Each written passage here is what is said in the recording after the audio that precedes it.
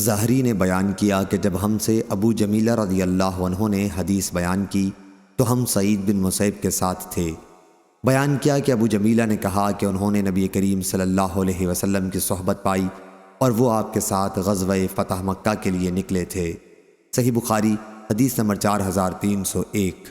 ایوب نے کہا کہ مجھ سے ابو قلابہ نے کہا، عمر بن سلمہ رضی اللہ عنہ کی خدمت میں حاضر ہو کر یہ قصہ کیوں نہیں پوچھتے؟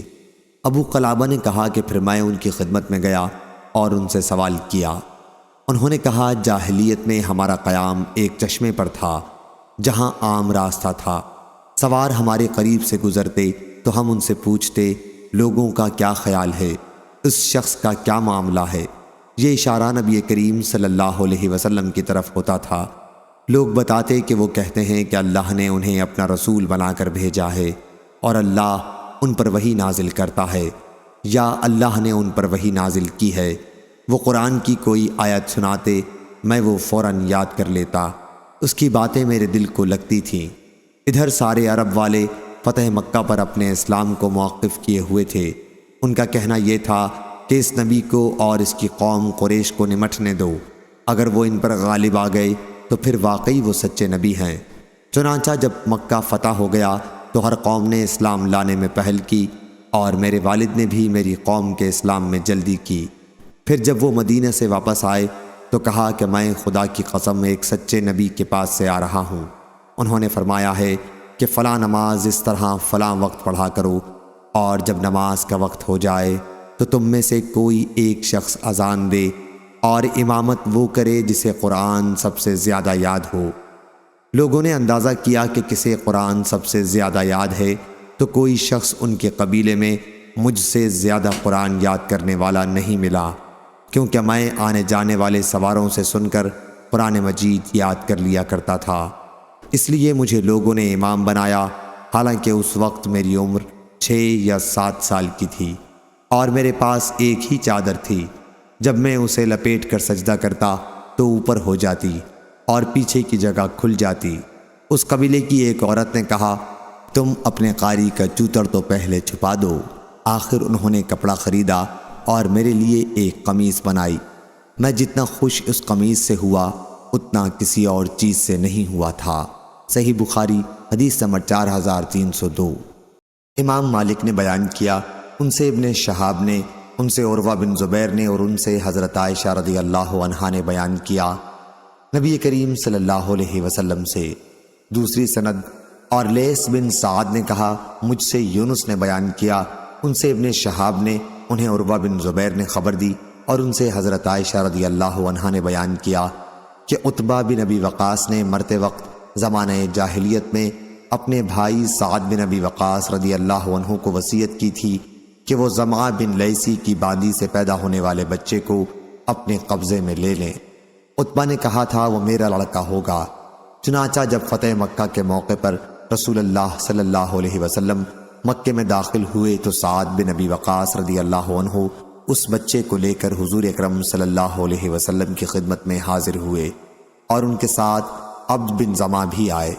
سعد بن ابی وقاص رضی اللہ عنہ نے تو یہ کہا، یہ میرے بھائی کا لڑکا ہے۔ بھائی نے وصیت کی تھی کہ اسی کا لڑکا ہے، لیکن عبد بن زمعہ نے کہا، یا رسول اللہ، یہ میرا بھائی میرے والد زمعہ کا بیٹا ہے، کیونکہ انہی کے بستر پر پیدا ہوا ہے۔ حضرت صلی اللہ علیہ وسلم نے زمعہ کی باندی کے لڑکے کو دیکھا تو وہ واقعی سعد کے بھائی عتبہ بن ابی وقاص کی شکل پر تھا، لیکن حضور صلی اللہ علیہ وسلم نے قانون شریعت کے مطابق فیصلہ یہ کیا، کیا اے عبد بن زمعہ، تم ہی اس بچے کو رکھو، یہ تمہارا بھائی ہے، کیونکہ یہ تمہارے والد کے فراش پر اس کی باندی کے بطن سے پیدا ہوا ہے۔ لیکن دوسری طرف ام المومنین سودا رضی اللہ عنہا سے، جو زمعہ کی بیٹی تھی، فرمایا، سودا، اس لڑکے سے پردہ کیا کرنا، کیونکہ آپ نے اس لڑکے میں عتبہ بن ابی وقاص رضی اللہ عنہ کی شباہت پائی تھی۔ ابن شہاب نے کہا، ان سے عائشہ رضی اللہ عنہا نے بیان کیا کہ رسول کریم صلی اللہ علیہ وسلم نے فرمایا تھا، لڑکا اس کا ہوتا ہے جس کی جورو یا لونڈی کے پیٹ سے پیدا ہوا ہو، اور زنا کرنے والے کے حصے میں سنگ ہی ہیں۔ ابن شہاب نے بیان کیا کہ ابو ہریرہ رضی اللہ عنہ اس حدیث کو پکار پکار کر بیان کیا کرتے تھے۔ صحیح بخاری حدیث نمبر 4303۔ عروہ بن زبیر نے خبر دی کہ غزوہ فتح مکہ کے موقع پر ایک عورت نے نبی کریم صلی اللہ علیہ وسلم کے عہد میں چوری کر لی تھی۔ اس عورت کی قوم گھبرائی ہوئی اسامہ بن زید رضی اللہ عنہ کے پاس آئی تاکہ وہ حضور صلی اللہ علیہ وسلم سے اس کی سفارش کر دیں کہ اس کا ہاتھ چوری کے جرم میں نہ کاٹا جائے۔ عروہ نے بیان کیا کہ جب اسامہ رضی اللہ عنہ نے اس کے بارے میں حضرت صلی اللہ علیہ وسلم سے گفتگو کی تو آپ کے چہرے مبارک کا رنگ بدل گیا اور آپ نے فرمایا، تم مجھ سے اللہ کی قائم کی ہوئی ایک حد کے بارے میں سفارش کرنے آئے ہو۔ اسامہ رضی اللہ عنہ نے عرض کیا، میرے لیے دعائے مغفرت کیجیے یا رسول اللہ۔ پھر دوپہر کے بعد حضرت صلی اللہ علیہ وسلم نے صحابہ رضی اللہ عنہم کو خطاب کیا، اللہ تعالیٰ کی اس کی شان کے مطابق تعریف کرنے کے بعد فرمایا، اما بعد، تم میں سے پہلے لوگ اس لیے ہلاک ہو گئے کہ اگر ان میں سے کوئی معزز شخص چوری کرتا تو اسے چھوڑ دیتے، لیکن اگر کوئی کمزور چوری کر لیتا تو اس پر حد قائم کرتے، اور اس ذات کی قسم جس کے ہاتھ میں محمد کی جان ہے، اگر فاطمہ بنت محمد بھی چوری کر لے تو میں اس کا ہاتھ کاٹوں گا۔ اس کے بعد حضور صلی اللہ علیہ وسلم نے اس عورت کے لیے حکم دیا اور ان کا ہاتھ کاٹ دیا گیا۔ پھر اس عورت نے صدقہ دل سے توبہ کر لی اور شادی بھی کر لی۔ حضرت عائشہ رضی اللہ عنہا نے بیان کیا کہ بعد میں وہ میرے یہاں آتی تھیں، ان کو اور کوئی ضرورت ہوتی تو میں رسول اللہ صلی اللہ علیہ وسلم کے سامنے پیش کر دیتی۔ صحیح بخاری حدیث نمبر 4304۔ مجاشع بن مسعود رضی اللہ عنہ نے بیان کیا کہ فتح مکہ کے بعد میں رسول اللہ صلی اللہ علیہ وسلم کی خدمت میں اپنے بھائی مجالد کو لے کر حاضر ہوا اور عرض کی کہ یا رسول اللہ، میں اسے اس لیے لے کر حاضر ہوا ہوں تاکہ آپ ہجرت پر اس سے بیعت لے لیں۔ حضور صلی اللہ علیہ وسلم نے فرمایا، ہجرت کرنے والے اس کی فضیلت و ثواب کو حاصل کر چکے، یعنی اب ہجرت کرنے کا زمانہ تو گزر چکا۔ میں نے عرض کیا، پھر آپ اس سے کس چیز پر بیعت لیں گے؟ حضور صلی اللہ علیہ وسلم نے فرمایا، ایمان، اسلام اور جہاد پر۔ ابھی عثمان نہدی نے کہا کہ پھر میں مجاشع کے بھائی ابو معبد مجالد سے ملا، وہ دونوں بھائیوں سے بڑے تھے۔ میں نے ان سے بھی اس حدیث کے متعلق پوچھا تو انہوں نے کہا کہ مجاشع نے حدیث ٹھیک طرح بیان کی ہے۔ صحیح بخاری حدیث نمبر 4305، 4306۔ قاسم بن سلیمان نے بیان کیا، ان سے ابو عثمان نہدی نے اور ان سے مجاشع بن مسعود رضی اللہ عنہ نے کہ میں اپنے بھائی ابو معبد رضی اللہ عنہ کو نبی کریم صلی اللہ علیہ وسلم کی خدمت میں آپ سے ہجرت پر بیعت کرانے کے لیے لے گیا۔ حضور صلی اللہ علیہ وسلم نے فرمایا کہ ہجرت کا ثواب تو ہجرت کرنے والوں کے ساتھ ختم ہو چکا، البتہ میں اس سے اسلام اور جہاد پر بیعت لیتا ہوں۔ ابو عثمان نے کہا کہ پھر میں نے ابو معبد رضی اللہ عنہ سے مل کر ان سے ان کے متعلق پوچھا تو انہوں نے کہا کہ مجاشع رضی اللہ عنہ نے ٹھیک بیان کیا، اور خالد حذا نے بھی ابو عثمان سے بیان کیا، ان سے مجاشع رضی اللہ عنہ نے کہ وہ اپنے بھائی مجالد رضی اللہ عنہ کو لے کر آئے تھے۔ پھر حدیث کو آخر تک بیان کیا، اس کو اسماعیل نے وصل کیا ہے۔ صحیح بخاری حدیث نمبر 4307، 4308۔ غندر نے بیان کیا، کہا ہم سے شعبہ نے بیان کیا، ان سے ابو بشر نے اور ان سے مجاہد نے کہ میں نے ابن عمر رضی اللہ عنہ سے عرض کیا کہ میرا ارادہ ہے کہ ملک شام کو ہجرت کر جاؤں۔ فرمایا، اب ہجرت باقی نہیں رہی، جہاد ہی باقی رہ گیا ہے، اس لیے جاؤ اور خود کو پیش کرو، اگر تم نے کچھ پا لیا تو بہتر، ورنہ واپس آ جانا۔ صحیح بخاری حدیث نمبر 4309۔ ابو بشر نے خبر دی، انہوں نے مجاہد سے سنا کہ جب میں نے عبداللہ بن عمر رضی اللہ عنہ سے عرض کیا تو انہوں نے کہا کہ اب ہجرت باقی نہیں رہی، یا فرمایا کہ رسول اللہ صلی اللہ علیہ وسلم کے بعد پھر ہجرت کہاں رہی؟ اگلی روایت کی طرح بیان کیا۔ صحیح بخاری حدیث نمبر 4310۔ یحییٰ بن حمزہ نے بیان کیا، انہوں نے کہا کہ مجھ سے ابو عمر اوزائی نے بیان کیا، ان سے عبدہ بن ابی لبابہ نے، ان سے مجاہد بن جبر مکی نے کہ عبداللہ بن عمر رضی اللہ عنہ کہا کرتے تھے کہ فتح مکہ کے بعد ہجرت باقی نہیں رہی۔ صحیح بخاری حدیث نمبر 4311۔ عطا بن ابی رباح نے بیان کیا کہ میں عبید بن عمیر کے ساتھ حضرت عائشہ رضی اللہ عنہا کی خدمت میں حاضر ہوا۔ عبید نے ان سے ہجرت کا مسئلہ پوچھا تو انہوں نے کہا کہ اب ہجرت باقی نہیں رہی۔ پہلے مسلمان اپنا دین بچانے کے لیے اللہ اور اس کے رسول کی طرف پناہ لینے کے لیے آتے تھے، اس خوف سے کہ کہیں دین کی وجہ سے فتنے میں نہ پڑ جائیں۔ اس لیے اب جب کہ اللہ تعالیٰ نے اسلام کو غالب کر دیا تو مسلمان جہاں بھی چاہے اپنے رب کی عبادت کر سکتا ہے۔ اب تو صرف جہاد اور جہاد کی نیت کا ثواب باقی ہے۔ صحیح بخاری حدیث نمبر 4312۔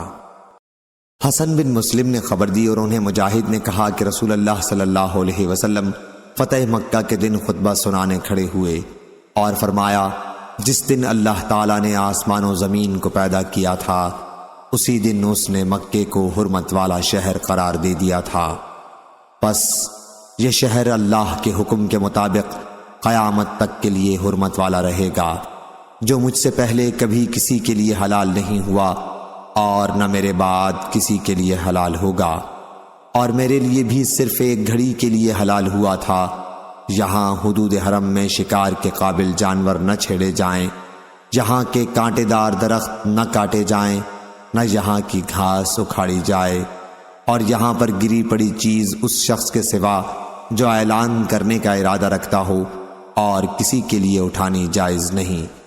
اس پر حضرت عباس بن عبد المطلب رضی اللہ عنہ نے کہا، یا رسول اللہ، اذخر گھاس کی اجازت دیجیے، کیونکہ سناروں کے لیے اور مکانات کی تعمیر وغیرہ کے لیے یہ ضروری ہے۔ آپ خاموش ہو گئے، پھر فرمایا، اذخر اس حکم سے الگ ہے، اس کا کاٹنا حلال ہے۔ دوسری روایت ابن جرید سے اسی سند سے ایسی ہی ہے، انہوں نے عبد الکریم بن مالک سے، انہوں نے اکرمہ سے، انہوں نے ابن عباس سے اور ابو ہریرہ رضی اللہ عنہ نے بھی حضرت صلی اللہ علیہ وسلم سے ایسی ہی روایت کی ہے۔ صحیح بخاری حدیث نمبر 4313۔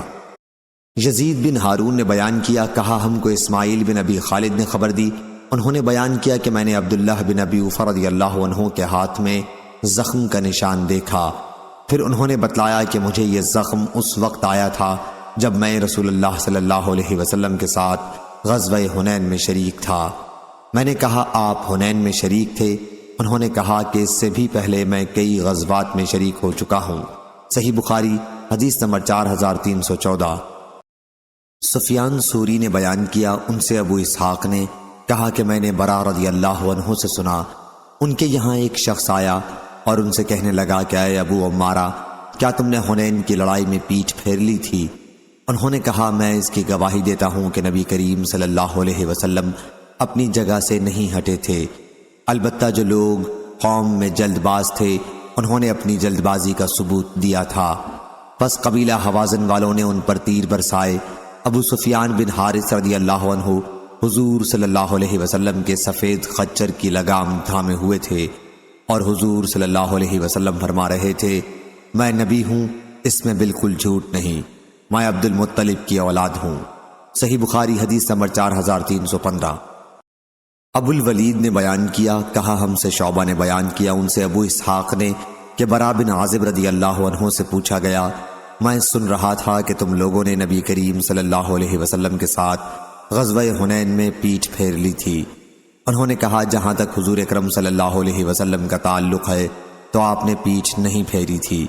ہوا یہ تھا کہ حوازن والے بڑے تیر انداز تھے، حضور صلی اللہ علیہ وسلم نے اس موقع پر فرمایا تھا، میں نبی ہوں، اس میں جھوٹ نہیں، میں عبد المطلب کی اولاد ہوں۔ صحیح بخاری حدیث نمبر 4316۔ شعبہ نے بیان کیا، ان سے ابو اسحاق نے، انہوں نے برا رضی اللہ عنہ سے سنا اور ان سے قبیلہ قیس کے ایک آدمی نے پوچھا کہ کیا تم لوگ نبی کریم صلی اللہ علیہ وسلم کو غزوہ حنین میں چھوڑ کر بھاگ نکلے تھے؟ انہوں نے کہا، لیکن حضور اکرم صلی اللہ علیہ وسلم اپنی جگہ سے نہیں ہٹے تھے۔ قبیلہ حوازن کے لوگ تیر انداز تھے، جب ان پر ہم نے حملہ کیا تو وہ پسپا ہو گئے، پھر ہم لوگ مال غنیمت میں لگ گئے، آخر ہمیں ان کے تیروں کا سامنا کرنا پڑا۔ میں نے خود دیکھا تھا کہ حضور اکرم صلی اللہ علیہ وسلم اپنے سفید خچر پر سوار تھے اور حضرت ابو سفیان رضی اللہ عنہ اس کی لگام تھامے ہوئے تھے۔ حضور صلی اللہ علیہ وسلم فرما رہے تھے، میں نبی ہوں، اس میں جھوٹ نہیں۔ اسرائیل اور زہیر نے بیان کیا کہ بعد میں حضور صلی اللہ علیہ وسلم اپنے خچر سے اتر گئے۔ صحیح بخاری حدیث نمبر 4317۔ عقیل نے بیان کیا ان سے ابن شہاب نے، دوسری سند اسحاق بن منصور نے بیان کیا، کہا ہم سے یعقوب بن ابراہیم نے بیان کیا، کہا ہم سے ابن شہاب کے بھتیجے محمد بن عبداللہ بن شہاب نے بیان کیا کہ محمد بن شہاب نے کہا کہ ان سے عروہ بن زبیر نے بیان کیا کہ انہیں مروان بن حکم اور مسعور بن مخرمہ رضی اللہ عنہ نے خبر دی کہ جب قبیلہ حوازن کا وفد مسلمان ہو کر حاضر ہوا تو رسول اللہ صلی اللہ علیہ وسلم رخصت دینے کھڑے ہوئے۔ انہوں نے آپ سے یہ درخواست کی کہ ان کا مال اور ان کے قبیلے کے قیدی انہیں واپس دے دیے جائیں۔ حضرت صلی اللہ علیہ وسلم نے فرمایا، جیسا کہ تم لوگ دیکھ رہے ہو میرے ساتھ کتنے اور لوگ بھی ہیں، اور دیکھو سچی بات مجھے سب سے زیادہ پسند ہے، اس لیے تم لوگ ایک ہی چیز پسند کر لو، یا تو اپنے قیدی لے لو یا مال لے لو۔ میں نے تم ہی لوگوں کے خیال سے قیدیوں کی تقسیم میں تاخیر کی تھی۔ حضور اکرم صلی اللہ علیہ وسلم کے طائف سے واپس ہو کر تقریباً 10 دن ان کا انتظار کیا تھا۔ آخر جب ان پر واضح ہو گیا کہ حضرت صلی اللہ علیہ وسلم انہیں صرف ایک ہی چیز واپس کریں گے تو انہوں نے کہا کہ پھر ہم اپنے قبیلے کے قیدیوں کی واپسی چاہتے ہیں۔ چنانچہ آپ صلی اللہ علیہ وسلم نے مسلمانوں کو خطاب کیا، اللہ تعالیٰ کی اس کی شان کے مطابق ثنا کرنے کے بعد فرمایا، اما بعد، تمہارے بھائی قبیلہ حوازن کے لوگ توبہ کر کے ہمارے پاس آئے ہیں مسلمان ہو کر، اور میری رائے یہ ہے کہ ان کے قیدی انہیں واپس کر دیے جائیں۔ اس لیے جو شخص بلا کسی دنیاوی صلے کے اپنی خوشی سے واپس کرنا چاہے وہ واپس کر دے، یہ بہتر ہے، اور جو لوگ اپنا حصہ نہ چھوڑنا چاہتے ہوں ان کا حق قائم رہے گا۔ وہ یوں کر لیں کہ اس کے بعد جو سب سے پہلے غنیمت اللہ تعالی ہمیں عنایت فرمائے گا اس میں سے ہم انہیں اس کے بدلے میں دے دیں گے، تو وہ ان کے قیدی واپس کر دیں۔ تمام صحابہ رضی اللہ عنہم نے کہا، یا رسول اللہ، ہم خوشی سے بلا کسی بدلے کے واپس کرنا چاہتے ہیں، لیکن حضور صلی اللہ علیہ وسلم نے فرمایا، اس طرح ہمیں اس کا علم نہیں ہوا کہ کس نے اپنی خوشی سے واپس کیا ہے اور کس نے نہیں، اس لیے سب لوگ جائیں اور تمہارے چودھری لوگ تمہارا فیصلہ ہمارے پاس لائیں۔ چنانچہ سب واپس آ گئے اور ان کے چودھریوں نے ان سے گفتگو کی۔ پھر وہ حضور صلی اللہ علیہ وسلم کی خدمت میں حاضر ہوئے اور عرض کیا کہ سب نے خوشی اور فراخ دلی کے ساتھ اجازت دے دی ہے۔ ابن عباس رضی اللہ عنہ نے کہا، یہی ہے وہ حدیث جو مجھے قبیلہ حوازن کے قیدیوں کے متعلق پہنچی ہے۔ صحیح بخاری حدیث نمبر 4318، 4319۔ حماد بن زید نے بیان کیا ان سے ایوب نے ان سے نافع نے کہ عمر رضی اللہ عنہ نے عرض کیا، یا رسول اللہ، دوسری سند، اور مجھ سے محمد ابن مقاتل نے بیان کیا، کہا ہم کو عبداللہ بن مبارک نے خبر دی، انہیں معمر نے خبر دی، انہیں ایوب نے، انہیں نافع نے، اور ان سے ابن عمر رضی اللہ عنہ نے بیان کیا کہ جب ہم غزوہ حنین سے واپس ہو رہے تو عمر رضی اللہ عنہ نے نبی کریم صلی اللہ علیہ وسلم سے اپنی ایک نظر کے متعلق پوچھا جو انہوں نے زمانہ جاہلیت میں اعتکاف کی مانی تھی، اور حضور صلی اللہ علیہ وسلم نے انہیں اسے پوری کرنے کا حکم دیا۔ اور بعض احمد بن عبدہ ضبی نے حماد سے بیان کیا، ان سے ایوب نے، ان سے نافع نے، اور ان سے ابن عمر رضی اللہ عنہ نے، اور اس روایت کو جریر بن حازم اور حماد بن سلمہ نے ایوب سے بیان کیا، ان سے نافع نے، ان سے ابن عمر رضی اللہ عنہ نے نبی کریم صلی اللہ علیہ وسلم سے۔ صحیح بخاری حدیث نمبر 4320۔ قتادہ کے مولا ابو محمد نے اور ان سے ابو قتادہ رضی اللہ عنہ نے بیان کیا کہ غزوہ حنین کے لیے ہم نبی کریم صلی اللہ علیہ وسلم کے ساتھ نکلے۔ جب جنگ ہوئی تو مسلمان ذرا ڈگمگا گئے، یعنی آگے پیچھے ہو گئے۔ میں نے دیکھا کہ ایک مشرک ایک مسلمان کے اوپر غالب ہو رہا ہے، میں نے پیچھے سے اس کی گردن پر تلوار ماری اور اس کی ذرا کاٹ ڈالی۔ اب وہ مجھ پر پلٹ پڑا اور مجھے اتنی زور سے بھینچا کہ موت کی تصویر میری آنکھوں میں پھر گئی۔ آخر وہ مر گیا اور مجھے چھوڑ دیا۔ پھر میری ملاقات عمر رضی اللہ عنہ سے ہوئی۔ میں نے پوچھا لوگوں کو کیا ہو گیا ہے؟ انہوں نے فرمایا یہی اللہ عز و جل کا حکم ہے۔ پھر مسلمان پلٹے اور جنگ ختم ہو جانے کے بعد حضور صلی اللہ علیہ وسلم تشریف فرما ہوئے اور فرمایا جس نے کسی کو قتل کیا ہو اور اس کے لیے کوئی گواہ بھی رکھتا ہو تو اس کا تمام سامان اور ہتھیار اسے ہی ملے گا۔ میں نے اپنے دل میں کہا کہ میرے لیے کون گواہی دے گا؟ پھر میں بیٹھ گیا۔ بیان کیا کہ پھر آپ نے دوبارہ یہی فرمایا۔ اس مرتبہ پھر میں نے دل میں کہا کہ میرے لیے کون گواہی دے گا، اور پھر بیٹھ گیا۔ حضور صلی اللہ علیہ وسلم نے پھر اپنا فرمان دہرایا تو میں اس مرتبہ کھڑا ہو گیا۔ حضور صلی اللہ علیہ وسلم نے اس مرتبہ فرمایا، کیا بات ہے ابو قتادہ؟ میں نے آپ کو بتایا تو ایک صاحب اسود بن خزائی اسلمی نے کہا کہ یہ سچ کہتے ہیں اور ان کے مقتول کا سامان میرے پاس ہے، آپ میرے حق میں انہیں راضی کر دیں کہ سامان مجھ سے نہ لیں۔ اس پر ابو بکر رضی اللہ عنہ نے فرمایا، نہیں، خدا کی قسم، اللہ کے شیروں میں سے ایک شیر جو اللہ اور اس کے رسول صلی اللہ علیہ وسلم کی طرف سے لڑتا ہے، پھر حضور صلی اللہ علیہ وسلم اس کا حق تمہیں ہرگز نہیں دے سکتے۔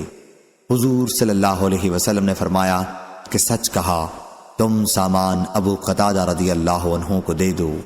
انہوں نے سامان مجھے دے دیا۔ میں نے اس سامان سے قبیلہ سلمہ کے محلے میں ایک باغ خریدا۔ اسلام کے بعد یہ میرا پہلا مال تھا جسے میں نے حاصل کیا تھا۔ صحیح بخاری حدیث نمبر 4321۔ ابو قتادہ رضی اللہ عنہ کے مولا ابو محمد نے بیان کیا، غزوہ حنین کے دن میں نے ایک مسلمان کو دیکھا کہ ایک مشرک سے لڑ رہا تھا اور ایک دوسرا مشرک پیچھے سے مسلمان کو قتل کرنے کی گھات میں تھا۔ پہلے تو میں اسی کی طرف بڑھا، اس نے اپنا ہاتھ مجھے مارنے کے لیے اٹھایا تو میں نے اس کے ہاتھ پر وار کر کے کاٹ دیا۔ اس کے بعد وہ مجھ سے چمٹ گیا اور اتنی زور سے مجھے بھینچا کہ میں ڈر گیا۔ آخر اس نے مجھے چھوڑ دیا اور ڈھیلا پڑ گیا۔ میں نے اسے دھکا دے کر قتل کر دیا اور مسلمان بھاگ نکلے اور میں بھی ان کے ساتھ بھاگ پڑا۔ لوگوں میں عمر بن خطاب رضی اللہ عنہ نظر آئے تو میں نے ان سے پوچھا، لوگ کیوں بھاگ رہے ہیں؟ انہوں نے فرمایا کہ اللہ تعالیٰ کا یہی حکم ہے۔ پھر لوگ حضرت صلی اللہ علیہ وسلم کے پاس آ کر جمع ہو گئے۔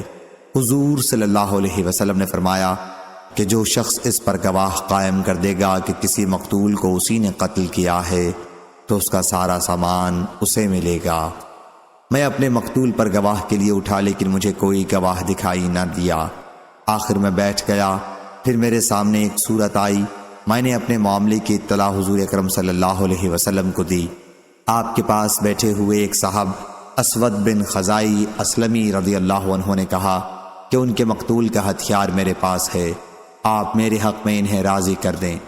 اس پر حضرت ابو بکر رضی اللہ عنہ نے کہا، ہرگز نہیں، اللہ کے شیروں میں سے ایک شیر کو چھوڑ کر جو اللہ اور اس کے رسول کے لیے جنگ کرتا ہے، اس کا حق قریش کے ایک بزدل کو حضرت صلی اللہ علیہ وسلم نہیں دے سکتے۔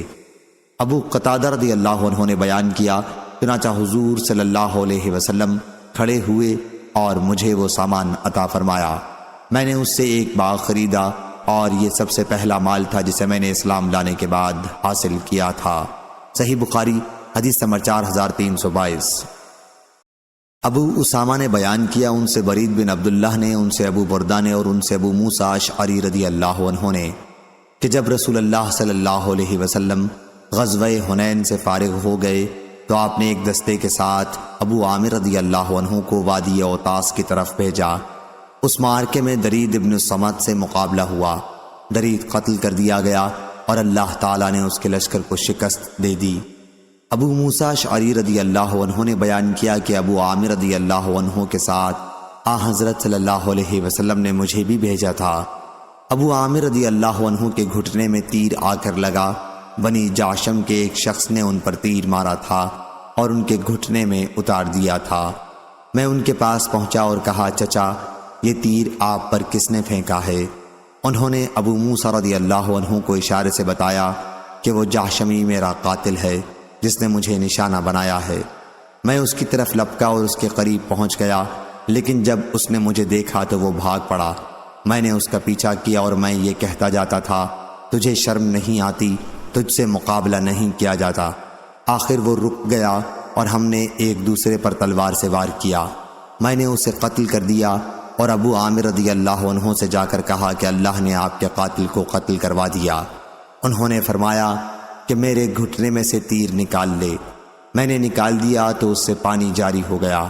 پھر انہوں نے فرمایا، بھتیجے، حضور اکرم صلی اللہ علیہ وسلم کو میرا سلام پہنچانا اور عرض کرنا کہ میرے لیے مغفرت کی دعا فرمائیں۔ ابو عامر رضی اللہ عنہ نے لوگوں پر مجھے اپنا نائب بنا دیا۔ اس کے بعد وہ تھوڑی دیر اور زندہ رہے اور شہادت پائی۔ میں واپس ہوا اور حضور اکرم صلی اللہ علیہ وسلم کی خدمت میں پہنچا۔ آپ اپنے گھر میں بانوں کی ایک چارپائی پر تشریف رکھتے تھے۔ اس پر کوئی بستر بچھا ہوا نہیں تھا اور بانوں کے نشانات آپ کی پیٹھ اور پہلو پر پڑ گئے تھے۔ میں نے آپ سے اپنے اور ابو عامر رضی اللہ عنہ کے واقعات بیان کیے اور یہ کہ انہوں نے دعائے مغفرت کے لیے درخواست کی ہے۔ حضرت صلی اللہ علیہ وسلم نے پانی طلب فرمایا اور وضو کیا، پھر ہاتھ اٹھا کر دعا کی، اے اللہ عبید ابو عامر رضی اللہ عنہ کی مغفرت فرما۔ میں نے آپ کی بغل میں سفیدی جب آپ دعا کر رہے تھے دیکھی۔ پھر حضور صلی اللہ علیہ وسلم نے دعا کی، اے اللہ قیامت کے دن ابو عامر رضی اللہ عنہ کو اپنی بہت سی مخلوق سے بلند تر درجہ عطا فرمائیو۔ میں نے عرض کیا، اور میرے لیے بھی اللہ سے مغفرت کی دعا فرما دیجئے۔ حضور صلی اللہ علیہ وسلم نے دعا کی، اے اللہ عبداللہ ابن قیس ابو موسیٰ کے گناہوں کو بھی معاف فرما اور قیامت کے دن اچھا مقام عطا فرمائیو۔ اور ابو بردہ نے بیان کیا کہ ایک دعا ابو عامر رضی اللہ عنہ کے لیے تھی اور دوسری ابو موسیٰ رضی اللہ عنہ کے لیے۔ صحیح بخاری حدیث نمبر 4323۔ ہشام بن عروہ نے بیان کیا، ان سے ان کے والد نے، ان سے زینب بنت ابی سلمہ نے اور ان سے ان کی والدہ ام المومنین ام سلمہ رضی اللہ عنہا نے کہ نبی کریم صلی اللہ علیہ وسلم میرے یہاں تشریف لائے تو میرے پاس ایک مخنث بیٹھا ہوا تھا۔ پھر حضرت صلی اللہ علیہ وسلم نے سنا کہ وہ عبداللہ بن امیہ سے کہہ رہا تھا، کیا اے عبداللہ دیکھو اگر کل اللہ تعالیٰ نے طائف کی فتح تمہیں عنایت فرمائی تو غیلان بن سلمہ کی بیٹی بادیہ نامی کو لے لینا۔ وہ جب سامنے آتی ہے تو پیٹ پر 4 بل اور پیٹھ موڑ کر جاتی ہے تو 8 بل دکھائی دیتے ہیں، یعنی بہت موٹی تازی عورت ہے۔ اس لیے حضرت صلی اللہ علیہ وسلم نے فرمایا، یہ شخص اب تمہارے گھر میں نہ آیا کرے۔ ابن عینہ نے بیان کیا کہ ابن جریج نے کہا اس مخنث کا نام حیث تھا۔ ہم سے محمود نے کہا، ان سے ابو اسامہ نے بیان کیا، ان سے ہشام نے اسی طرح بیان کیا اور یہ اضافہ کیا کہ حضور صلی اللہ علیہ وسلم اس وقت طائف کا محاصرہ کیے ہوئے تھے۔ صحیح بخاری حدیث نمبر 4324۔ سفیان بن عینہ نے بیان کیا، ان سے عمرو بن دینار نے، ان سے ابو العباس نابینا شاعر نے اور ان سے عبداللہ بن عمر رضی اللہ عنہ نے، انہوں نے بیان کیا کہ جب رسول اللہ صلی اللہ علیہ وسلم نے طائف کا محاصرہ کیا تو دشمن کا کچھ بھی نقصان نہیں کیا۔ آخر آپ نے فرمایا کہ اب انشاءاللہ ہم واپس ہو جائیں گے۔ مسلمانوں کے لیے ناکام لوٹنا بڑا شاق گزرا۔ انہوں نے کہا کہ واہ، بغیر فتح کے ہم واپس چلے جائیں۔ راوی نے ایک مرتبہ نذهب کے بجائے نقفل کا لفظ استعمال کیا، یعنی ہم لوٹ جائیں اور طائف کو فتح نہ کریں، یہ کیوں کر ہو سکتا ہے؟ اس پر حضرت صلی اللہ علیہ وسلم نے فرمایا کہ پھر صبح سویرے میدان میں جنگ کے لیے آ جاؤ۔ صحابہ صبح سویرے ہی آ گئے، لیکن ان کی بڑی تعداد زخمی ہو گئی۔ اب پھر حضرت صلی اللہ علیہ وسلم نے فرمایا کہ انشاءاللہ ہم کل واپس چلیں گے۔ صحابہ رضی اللہ عنہ نے اسے بہت پسند کیا۔ حضرت صلی اللہ علیہ وسلم اس پر ہنس پڑے اور سفیان رضی اللہ عنہ نے ایک مرتبہ بیان کیا کہ حضرت صلی اللہ علیہ وسلم مسکرا دیے۔ بیان کیا کہ حمیدی نے کہا کہ ہم سے سفیان نے یہ پوری خبر بیان کی۔ صحیح بخاری حدیث نمبر 4325۔ عاصم بن سلیمان نے بیان کیا، انہوں نے ابو عثمان نہدی سے سنا، کہا میں نے سعد بن ابی وقاص رضی اللہ عنہ سے سنا، جنہوں نے سب سے پہلے اللہ کے راستے میں تیر چلایا تھا، اور ابو بکر رضی اللہ عنہ سے جو طائف کے قلعے پر چند مسلمانوں کے ساتھ چڑھے تھے اور اس طرح نبی کریم صلی اللہ علیہ وسلم کی خدمت میں حاضر ہوئے تھے۔ ان دونوں صحابیوں نے بیان کیا کہ ہم نے حضور اکرم صلی اللہ علیہ وسلم سے سنا، آپ فرما رہے تھے کہ جو شخص جانتے ہوئے اپنے باپ کے سوا کسی دوسرے کی طرف اپنے آپ کو منسوب کرے تو اس پر جنت حرام ہے۔ اور ہشام نے بیان کیا اور انہیں معمر نے خبر دی، انہیں عاصم نے، انہیں ابو العالیہ یا ابو عثمان نہدی نے کہا کہ میں نے سعد بن ابی وقاص رضی اللہ عنہ اور ابو بکر رضی اللہ عنہ سے سنا کہ نبی کریم صلی اللہ علیہ وسلم نے فرمایا، عاصم نے بیان کیا کہ میں نے ابو العالیہ یا ابو عثمان نہدی رضی اللہ عنہ سے کہا، آپ سے روایت ایسے دو اصحاب سعد اور ابو بکر رضی اللہ عنہ نے بیان کی ہے کہ یقین کے لیے ان کے نام کافی ہیں۔ انہوں نے کہا، یقیناً ان میں سے ایک سعد بن ابی وقاص رضی اللہ عنہ تو وہ ہیں جنہوں نے اللہ کے راستے میں سب سے پہلے تیر چلایا تھا، اور دوسرے ابو بکر رضی اللہ عنہ وہ ہیں جو 30ویں آدمی تھے ان لوگوں میں جو طائف کے قلعے سے اتر کر حضرت صلی اللہ علیہ وسلم کے پاس آئے تھے۔ صحیح بخاری حدیث نمبر 4326 4327۔ ابو موسیٰ اشعری رضی اللہ عنہ نے بیان کیا کہ میں نبی کریم صلی اللہ علیہ وسلم کے قریب ہی تھا جب آپ جعرانہ سے، جو مکہ اور مدینہ کے درمیان میں ایک مقام ہے، اتر رہے تھے۔ آپ کے ساتھ بلال رضی اللہ عنہ تھے۔ اسی عرصے میں حضرت صلی اللہ علیہ وسلم کے پاس ایک بدوی آیا اور کہنے لگا کہ آپ نے جو مجھ سے وعدہ کیا ہے اسے پورا کیوں نہیں کرتے؟ حضور صلی اللہ علیہ وسلم نے فرمایا کہ تمہیں بشارت ہو۔ اس پر وہ بدوی بولا، بشارت تو آپ مجھے بہت دے چکے۔ پھر حضور صلی اللہ علیہ وسلم نے چہرہ مبارک ابو موسیٰ اور بلال کی طرف پھیرا، کہا، پھر آپ بہت غصے میں معلوم ہو رہے تھے۔ آپ نے فرمایا، اس نے بشارت واپس کر دی، اب تم دونوں اسے قبول کر لو۔ ان دونوں حضرات نے عرض کیا، ہم نے قبول کیا۔ پھر آپ نے پانی کا ایک پیالہ طلب فرمایا اور اپنے دونوں ہاتھوں اور چہرے کو اس میں دھویا اور اسی میں کلی کی، اور ابو موسیٰ اشعری رضی اللہ عنہ اور بلال رضی اللہ عنہ ہر دو سے فرمایا کہ اس کا پانی پی لو اور اپنے چہروں اور سینوں پر اسے ڈال لو اور بشارت حاصل کرو۔ ان دونوں نے پیالہ لے لیا اور ہدایت کے مطابق عمل کیا۔ پردے کے پیچھے سے ام سلمہ رضی اللہ عنہا نے بھی کہا کہ اپنی ماں کے لیے بھی کچھ چھوڑ دینا، چنانچہ ان ہر دو نے ان کے لیے ایک حصہ چھوڑ دیا۔ صحیح بخاری حدیث نمبر 4328۔ صفوان بن یعلی بن امیہ نے خبر دی کہ یعلی نے کہا، کاش میں رسول اللہ صلی اللہ علیہ وسلم کو اس وقت دیکھ سکتا جب آپ پر وحی نازل ہوتی ہے۔ بیان کیا کہ حضور اکرم صلی اللہ علیہ وسلم جعرانہ میں ٹھہرے ہوئے تھے۔ آپ کے لیے ایک کپڑے سے سایہ کر دیا گیا تھا اور اس میں چند صحابہ رضی اللہ عنہم بھی آپ کے ساتھ موجود تھے۔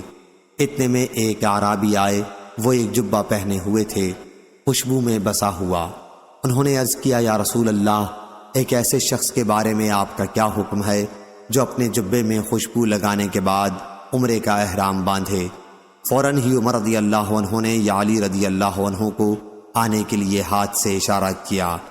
یعلی رضی اللہ عنہ حاضر ہو گئے اور اپنا سر حضرت صلی اللہ علیہ وسلم کو دیکھنے کے لیے اندر کیا۔ نزول وحی کی کیفیت سے حضرت صلی اللہ علیہ وسلم کا چہرہ مبارک سرخ ہو رہا تھا اور زور زور سے سانس چل رہا تھا۔ تھوڑی دیر تک یہی کیفیت رہی، پھر ختم ہو گئی تو آپ نے دریافت فرمایا کہ ابھی عمرے کے متعلق جس نے سوال کیا تھا وہ کہاں ہے؟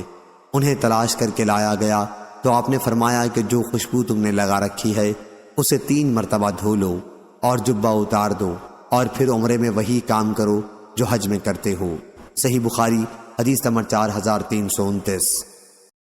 عبداللہ بن زید بن عاصم رضی اللہ عنہ نے بیان کیا کہ غزوہ حنین کے موقع پر اللہ تعالیٰ نے اپنے رسول کو جو غنیمت دی تھی، آپ نے اس کی تقسیم کمزور ایمان کے لوگوں میں جو فتح مکہ کے بعد ایمان لائے تھے کر دی، اور انصار کو اس میں سے کچھ نہیں دیا۔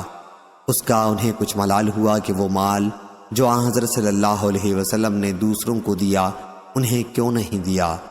آپ نے اس کے بعد انہیں خطاب کیا اور فرمایا، اے انصاریو، کیا میں نے تمہیں گمراہ نہیں پایا تھا؟ پھر تم کو میرے ذریعے اللہ تعالیٰ نے ہدایت نصیب کی، اور تم میں آپس میں دشمنی اور نا اتفاقی تھی، تو اللہ تعالیٰ نے میرے ذریعے تم میں باہم الفت پیدا کی، اور تم محتاج تھے، اللہ تعالیٰ نے میرے ذریعے غنی کیا۔ آپ کے ایک ایک جملے پر انصار کہتے جاتے تھے کہ اللہ اور اس کے رسول کے ہم سب سے زیادہ احسان مند ہیں۔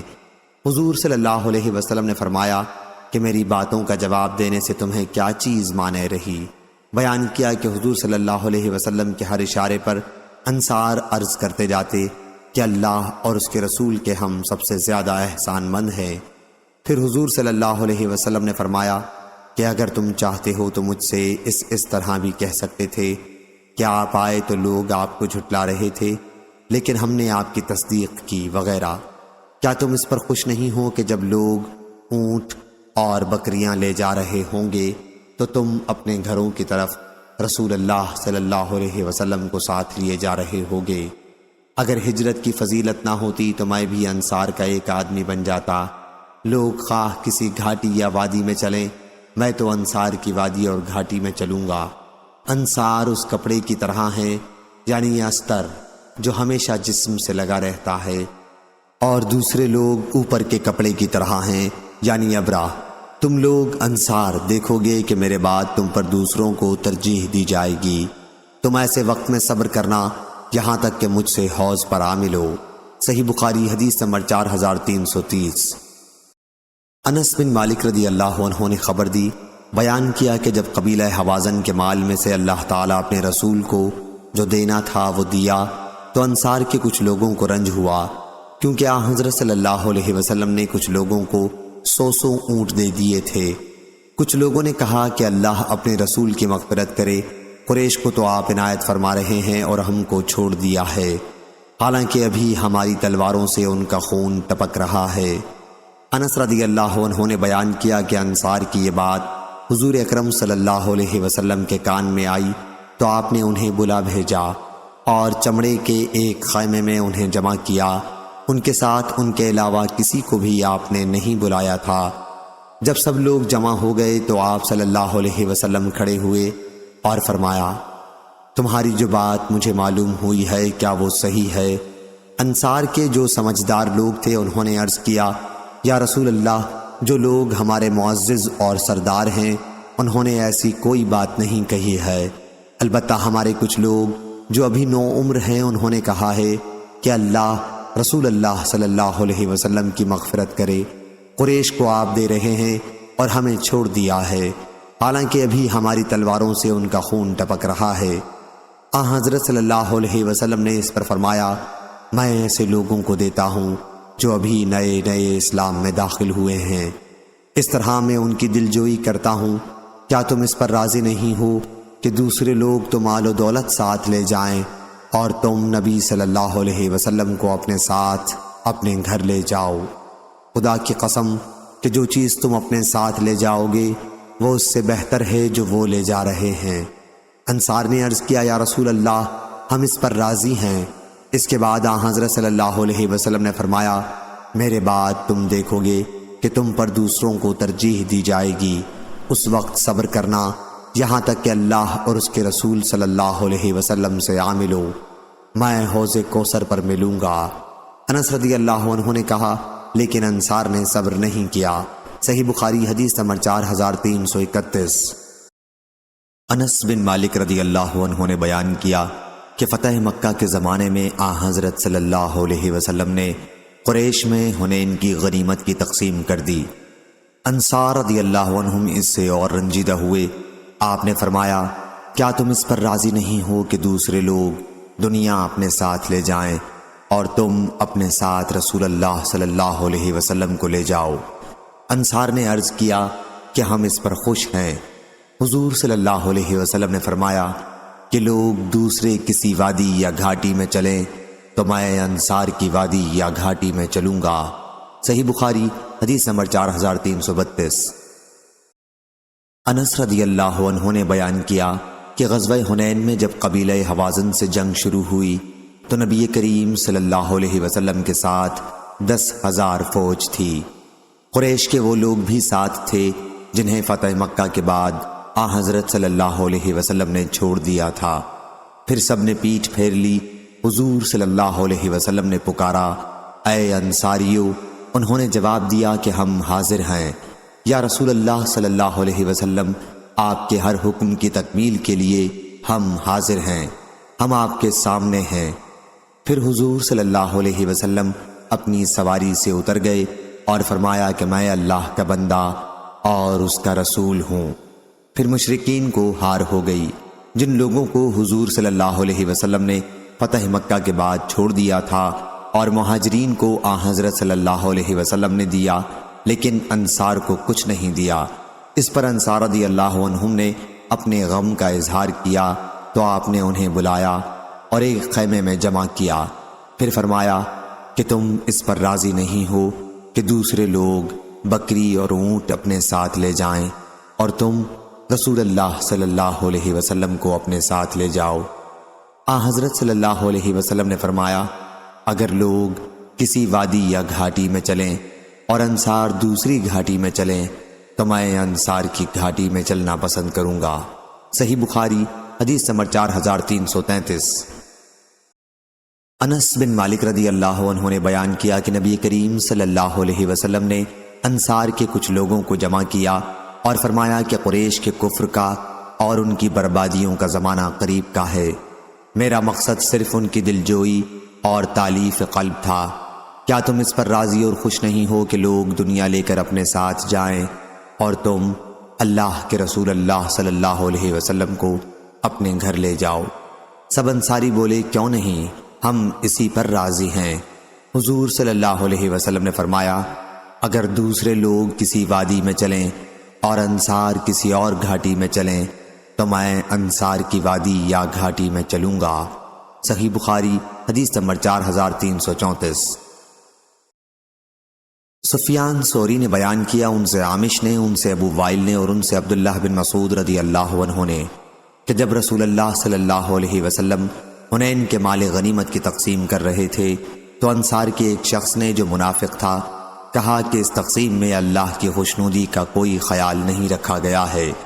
میں نے رسول اکرم صلی اللہ علیہ وسلم کی خدمت میں حاضر ہو کر آپ کو اس بدگو کی اطلاع دی تو آپ کے چہرے مبارک کا رنگ بدل گیا۔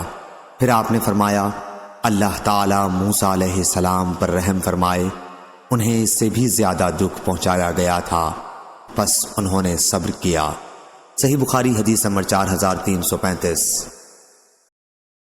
جریر نے بیان کیا، ان سے منصور نے، ان سے ابو وائل نے اور ان سے عبداللہ بن مسعود رضی اللہ عنہ نے کہ غزوہ حنین کے موقع پر رسول اللہ صلی اللہ علیہ وسلم نے چند لوگوں کو بہت بہت جانور دیے، چنانچہ اقرا بن حابس کو جن کا دل بہلانا منظور تھا 100 اونٹ دیے، عینہ بن حسن فزاری کو بھی اتنے ہی دیے اور اسی طرح دوسرے اشراف عرب کو دیا۔ اس پر ایک شخص نے کہا کہ اس تقسیم میں اللہ کی رضا کا کوئی خیال نہیں کیا گیا۔ ابن مسعود رضی اللہ عنہ نے بیان کیا کہ میں نے کہا کہ میں اس کی خبر رسول اللہ صلی اللہ علیہ وسلم کو کروں گا۔ جب حضرت صلی اللہ علیہ وسلم نے یہ کلمہ سنا تو فرمایا، اللہ موسیٰ پر رحم فرمائے کہ انہیں اس سے بھی زیادہ دکھ دیا گیا تھا لیکن انہوں نے صبر کیا۔ صحیح بخاری حدیث نمبر 4336۔ انس بن مالک رضی اللہ عنہ نے بیان کیا کہ جب حنین کا دن ہوا تو قبیلہ حوازن اور غطفان اپنے مویشی اور بال بچوں کو ساتھ لے کر جنگ کے لیے نکلے۔ اس وقت حضرت صلی اللہ علیہ وسلم کے ساتھ 10,000 کا لشکر تھا۔ ان میں کچھ لوگ وہ بھی تھے جنہیں حضور صلی اللہ علیہ وسلم نے فتح مکہ کے بعد احسان رکھ کر چھوڑ دیا تھا۔ پھر ان سب نے پیٹھ پھیر لی اور حضور اکرم صلی اللہ علیہ وسلم تنہا رہ گئے۔ اس دن حضور صلی اللہ علیہ وسلم نے 2 مرتبہ پکارا، دونوں پکار ایک دوسرے سے الگ الگ تھیں۔ آپ نے دائیں طرف متوجہ ہو کر پکارا، اے انصاریو! انہوں نے جواب دیا، ہم حاضر ہیں یا رسول اللہ، آپ کو بشارت ہو، ہم آپ کے ساتھ ہیں، لڑنے کو تیار ہیں۔ پھر آپ بائیں طرف متوجہ ہوئے اور آواز دی، اے انصاریو! انہوں نے ادھر سے جواب دیا کہ ہم حاضر ہیں یا رسول اللہ، بشارت ہو، ہم آپ کے ساتھ ہیں۔ حضور صلی اللہ علیہ وسلم اس وقت ایک سفید خچر پر سوار تھے۔ پھر آپ اتر گئے اور فرمایا، میں اللہ کا بندہ اور اس کا رسول ہوں۔ انجام کار کافروں کو ہار ہوئی اور اس لڑائی میں بہت زیادہ غنیمت حاصل ہوئی۔ حضور صلی اللہ علیہ وسلم نے اسے مہاجرین میں اور قریشیوں میں تقسیم کر دیا جنہیں فتح مکہ کے موقع پر احسان رکھ کر چھوڑ دیا تھا۔ انصار کو اس میں سے کچھ نہیں عطا فرمایا۔ انصار کے بعض نوجوانوں نے کہا کہ جب سخت وقت آتا ہے تو ہمیں بلایا جاتا ہے اور غنیمت دوسروں کو تقسیم کر دی جاتی ہے۔ یہ بات حضور اکرم صلی اللہ علیہ وسلم تک پہنچی تو آپ نے انصار کو ایک خیمے میں جمع کیا اور فرمایا، اے انصاریو! کیا وہ بات صحیح ہے جو تمہارے بارے میں مجھے معلوم ہوئی ہے؟ اس پر وہ خاموش ہو گئے۔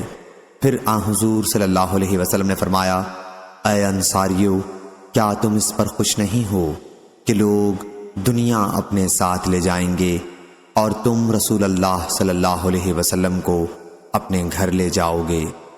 انصاریوں نے عرض کیا، ہم اسی پر خوش ہیں۔ اس کے بعد حضور صلی اللہ علیہ وسلم نے فرمایا کہ اگر لوگ کسی وادی میں چلیں اور انصار کسی گھاٹی میں چلیں تو میں انصار ہی کی گھاٹی میں چلنا پسند کروں گا۔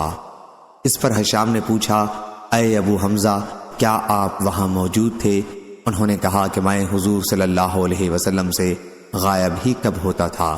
صحیح بخاری حدیث نمبر 4337۔ عبداللہ بن عمر رضی اللہ عنہ نے بیان کیا کہ نبی کریم صلی اللہ علیہ وسلم نے نجد کی طرف ایک لشکر روانہ کیا تھا، میں بھی اس میں شریک تھا۔ اس میں ہمارا حصہ مال غنیمت میں 12 اونٹ پڑے اور ایک ایک اونٹ ہمیں اور فالتو دیا گیا۔ اس طرح ہم 13 اونٹ ساتھ لے کر واپس آئے۔ صحیح بخاری حدیث نمبر 4338۔ معمر نے خبر دی۔ دوسری سند نعیم بن حماد نے بیان کیا، کہا ہم کو عبداللہ بن مبارک نے خبر دی، انہیں معمر نے، انہیں زہری نے، انہیں سالم نے اور ان سے ان کے والد عبداللہ بن عمر رضی اللہ عنہ نے بیان کیا کہ نبی کریم صلی اللہ علیہ وسلم نے خالد بن ولید رضی اللہ عنہ کو بنی جزیمہ کی طرف بھیجا۔ خالد بن ولید نے انہیں اسلام کی دعوت دی، لیکن انہیں اسلمنا، ہم اسلام لائے کہنا نہیں آتا تھا۔ اس کے بجائے وہ سبانا ہم بے دین ہو گئے، یعنی اپنے آبائے دین سے ہٹ گئے کہنے لگے۔ خالد رضی اللہ عنہ نے انہیں قتل کرنا اور قید کرنا شروع کر دیا، اور پھر ہم میں سے ہر شخص کو اس کا قیدی حفاظت کے لیے دے دیا۔ پھر جب ایک دن خالد رضی اللہ عنہ نے ہم سب کو حکم دیا کہ ہم اپنے قیدیوں کو قتل کر دیں، میں نے کہا، اللہ کی قسم میں اپنے قیدی کو قتل نہیں کروں گا اور نہ میرے ساتھیوں میں کوئی اپنے قیدی کو قتل کرے گا۔ آخر جب ہم رسول اللہ صلی اللہ علیہ وسلم کی خدمت میں حاضر ہوئے اور آپ سے صورتحال کا بیان کیا تو آپ نے ہاتھ اٹھا کر دعا کی، اے اللہ، میں اس فعل سے بیزاری کا اعلان کرتا ہوں جو خالد نے کیا۔ 2 مرتبہ آپ نے یہی فرمایا۔ صحیح بخاری حدیث نمبر 4339۔ حضرت علی رضی اللہ عنہ نے بیان کیا کہ نبی کریم صلی اللہ علیہ وسلم نے ایک مختصر لشکر روانہ کیا اور اس کا امیر ایک انصاری صحابی عبداللہ بن حذافہ سہمی رضی اللہ عنہ کو بنایا اور لشکریوں کو حکم دیا کہ سب اپنے امیر کی اطاعت کریں۔ پھر امیر کسی وجہ سے غصہ ہو گئے اور اپنے فوجیوں سے پوچھا کہ کیا تمہیں رسول اللہ صلی اللہ علیہ وسلم نے میری اطاعت کرنے کا حکم نہیں فرمایا ہے؟ سب نے کہا کہ ہاں فرمایا ہے۔ انہوں نے کہا پھر تم سب لکڑیاں جمع کرو۔ انہوں نے لکڑیاں جمع کی تو امیر نے حکم دیا کہ اس میں آگ لگاؤ، اور انہوں نے آگ لگا دی۔ اب انہوں نے حکم دیا کہ سب اس میں کود جاؤ۔ فوجی کود جانا ہی چاہتے تھے کہ انہی میں سے بعض نے بعض کو روکا اور کہا کہ ہم تو اس آگ ہی کے خوف سے رسول اللہ صلی اللہ علیہ وسلم کی طرف آئے ہیں۔ ان باتوں میں وقت گزر گیا اور آگ بھی بجھ گئی۔ اس کے بعد امیر کا غصہ بھی ٹھنڈا ہو گیا۔ جب اس کی خبر رسول اللہ صلی اللہ علیہ وسلم کو پہنچی تو آپ نے فرمایا کہ اگر یہ لوگ اس میں کود جاتے تو پھر قیامت تک اس میں سے نہ نکلتے۔ اطاعت کا حکم صرف نیک کاموں کے لیے ہے۔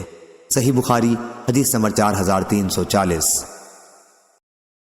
ابو بردہ رضی اللہ عنہ نے بیان کیا کہ رسول اللہ صلی اللہ علیہ وسلم نے ابو موسیٰ اشعری اور معاذ بن جبل رضی اللہ عنہ کو یمن کا حاکم بنا کر بھیجا۔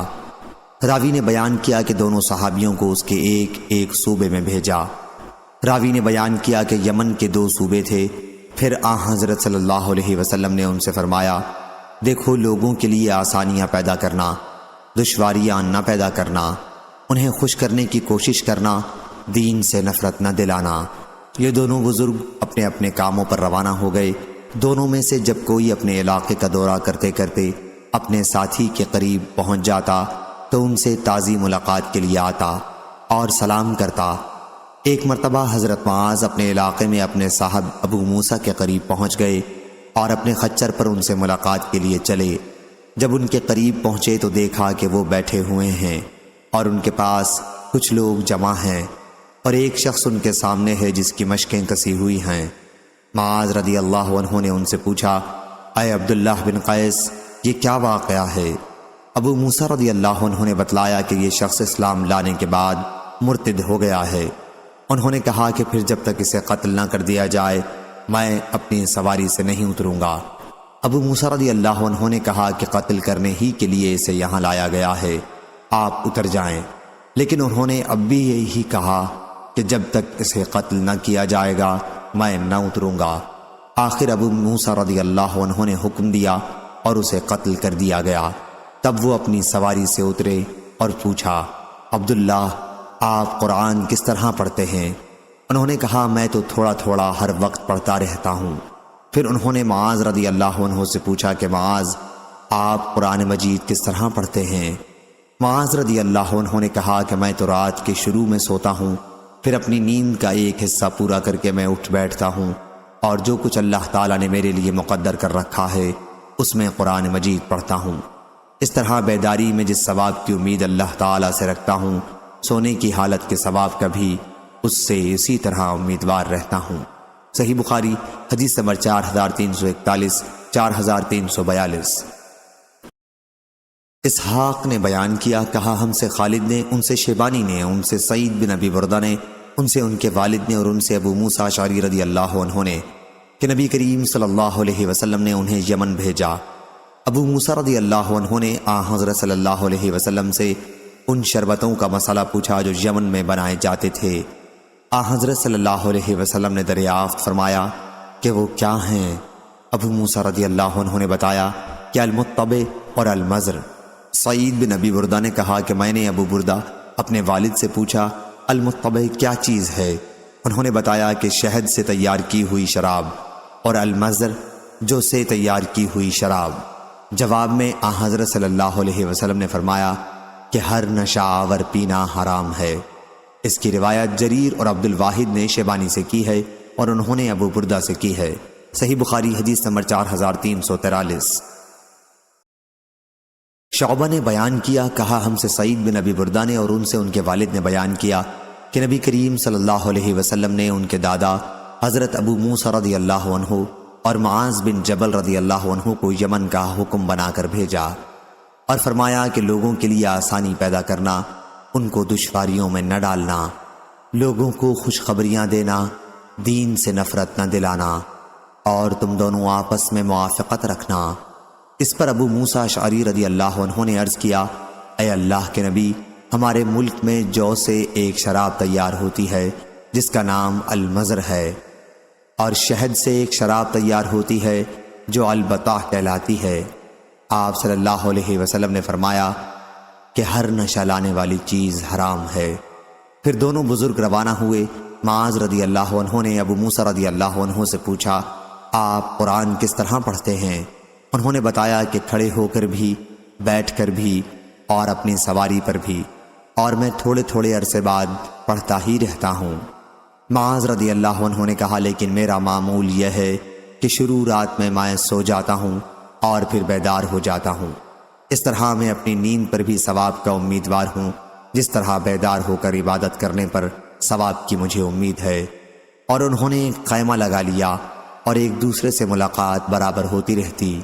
ایک مرتبہ معاذ رضی اللہ عنہ ابو موسیٰ رضی اللہ عنہ سے ملنے کے لیے آئے، دیکھا ایک شخص بندھا ہوا ہے، پوچھا یہ کیا بات ہے؟ ابو موسیٰ رضی اللہ عنہ نے بتلایا کہ یہ ایک یہودی ہے، پہلے خود اسلام لایا اور اب یہ مرتد ہو گیا ہے۔ معاذ رضی اللہ عنہ نے کہا کہ میں اسے قتل کیے بغیر ہرگز نہ رہوں گا۔ مسلم بن ابراہیم کے ساتھ اس حدیث کو عبد الملک بن عمر عقدی اور وہب بن جریر نے شعبہ سے روایت کیا ہے، اور وکیع اور نظر اور ابو داؤد نے اس کو شعبہ سے، انہوں نے اپنے باپ بردہ سے، انہوں نے سعید کے دادا ابو موسیٰ رضی اللہ عنہ سے، انہوں نے حضرت صلی اللہ علیہ وسلم سے روایت کیا، اور جریر بن عبد الحمید نے اس کو شیبانی سے روایت کیا، انہوں نے ابو بردہ سے۔ صحیح بخاری حدیث نمبر 4344 4345۔ قیس بن مسلم نے بیان کیا، کہا میں نے طارق بن شہاب سے سنا، انہوں نے کہا کہ مجھ سے ابو موسیٰ اشعری رضی اللہ عنہ نے کہا کہ مجھے رسول اللہ صلی اللہ علیہ وسلم نے میری قوم کے وطن یمن میں بھیجا، پھر میں آیا تو حضرت صلی اللہ علیہ وسلم مکے کی وادی ابطح میں پڑاؤ کیے ہوئے تھے۔ آپ نے دریافت فرمایا، عبداللہ بن قیس تم نے حج کا احرام باندھ لیا؟ میں نے عرض کیا جی ہاں یا رسول اللہ۔ آپ نے دریافت فرمایا کلمات احرام کس طرح کہے؟ بیان کیا کہ میں نے عرض کیا کہ یوں کلمات ادا کیے ہیں، اے اللہ میں حاضر ہوں، اور جس طرح آپ نے احرام باندھا ہے میں نے بھی اسی طرح باندھا ہے۔ فرمایا تم اپنے ساتھ قربانی کا جانور بھی لائے ہو؟ میں نے کہا کہ کوئی جانور تو میں اپنے ساتھ نہیں لایا۔ فرمایا تم پھر پہلے بیت اللہ کا طواف اور صفا اور مروہ کی سعی کر لو، ان رکنوں کی ادائیگی کے بعد حلال ہو جانا۔ میں نے اسی طرح کیا اور بنو قیس کی خاتون نے میرے سر میں کنگھا کیا، اور اسی قاعدے پر ہم اس وقت تک چلتے رہے جب تک حضرت عمر رضی اللہ عنہ خلیفہ ہوئے۔ اسی کو حج تمتع کہتے ہیں، اور یہ بھی سنت ہے۔ صحیح بخاری حدیث نمبر 4346۔ معاذ رضی اللہ عنہ نے بیان کیا کہ جب وہ یمن پہنچے تو یمن والوں کو صبح کی نماز پڑھائی، اور نماز میں آیت وَاتَّخَذُوا اللَّهَ إِبْرَاهِيمَ خَلِيلًا کی قرات کی، تو ان میں سے ایک صاحب نماز ہی میں بولے کہ ابراہیم کی والدہ کی آنکھیں ٹھنڈی ہو گئی ہوں گی۔ معاذ بن معاذ بغوی نے شعبہ سے، انہوں نے حبیب سے، انہوں نے سعید سے، انہوں نے عمرو بن میمون سے اس حدیث میں صرف اتنا بڑھایا ہے کہ نبی کریم صلی اللہ علیہ وسلم نے معاذ رضی اللہ عنہ کو یمن بھیجا۔ وہاں انہوں نے صبح کی نماز میں سورہ نساء پڑھی۔ جب اس آیت پر پہنچے وَاتَّخَذُوا اللَّهَ إِبْرَاهِيمَ خَلِيلًا، ایک صاحب جو ان میں کھڑے ہوئے تھے کہا کہ ابراہیم کے والدہ کی آنکھ ٹھنڈی ہو گئی ہوگی۔ صحیح بخاری حدیث نمبر 4348۔ ابو اسحاق نے کہا کہ میں نے برا بن عازب رضی اللہ عنہ سے سنا کہ رسول اللہ صلی اللہ علیہ وسلم نے ہمیں خالد بن ولید کے ساتھ یمن بھیجا۔ بیان کیا کہ پھر اس کے بعد ان کی جگہ حضرت علی رضی اللہ عنہ کو بھیجا، اور آپ نے انہیں ہدایت کی کہ خالد رضی اللہ عنہ کے ساتھیوں سے کہو کہ جو ان میں سے تمہارے ساتھ یمن میں رہنا چاہے وہ تمہارے ساتھ پھر یمن کو لوٹ جائے، اور جو وہاں سے واپس آنا چاہے وہ چلا آئے۔ برا رضی اللہ عنہ کہتے ہیں کہ میں ان لوگوں میں سے تھا جو یمن کو لوٹ گئے۔ انہوں نے بیان کیا کہ مجھے غنیمت میں کئی اوقیہ چاندی کے ملے تھے۔ صحیح بخاری حدیث نمبر 4349۔ بریدہ بن حصیب نے بیان کیا کہ نبی کریم صلی اللہ علیہ وسلم نے خالد بن ولید رضی اللہ عنہ کی جگہ حضرت علی رضی اللہ عنہ کو یمن بھیجا تاکہ غنیمت کے خمس 5واں حصہ کو ان سے لے آئیں۔ مجھے حضرت علی رضی اللہ عنہ سے بہت بغض تھا اور میں نے انہیں غسل کرتے دیکھا تھا۔ میں نے حضرت خالد رضی اللہ عنہ سے کہا تم دیکھتے ہو علی رضی اللہ عنہ نے کیا کیا، اور ایک لونڈی سے صحبت کی۔ پھر جب ہم حضرت صلی اللہ علیہ وسلم کی خدمت میں حاضر ہوئے تو میں نے آپ سے بھی اس کا ذکر کیا۔ آپ نے دریافت فرمایا وریدہ کیا تمہیں علی رضی اللہ عنہ کی طرف سے بغض ہے؟ میں نے عرض کیا کہ جی ہاں۔ فرمایا علی رضی اللہ عنہ سے دشمنی نہ رکھنا، کیونکہ خمس غنیمت کے 5ویں حصے میں اس کا اس سے بھی زیادہ حق ہے۔ صحیح بخاری حدیث نمبر 4350۔ ابو سعید خدری رضی اللہ عنہ کہتے تھے کہ یمن سے علی بن ابی طالب رضی اللہ عنہ نے رسول اللہ صلی اللہ علیہ وسلم کے پاس بیری کے پتوں سے دباغت یہ چمڑے کے ایک تھیلے میں سونے کے چند ڈلے بھیجے۔ ان سے کان کی مٹی بھی ابھی صاف نہیں کی گئی تھی۔ راوی نے بیان کیا کہ پھر حضرت صلی اللہ علیہ وسلم نے وہ سونا 4 آدمیوں میں تقسیم کر دیا، عینہ بن بدر، اقرا بن حابس، زید بن خیل، اور چوتھے علقمہ رضی اللہ عنہ یا عامر بن طفیل رضی اللہ عنہ۔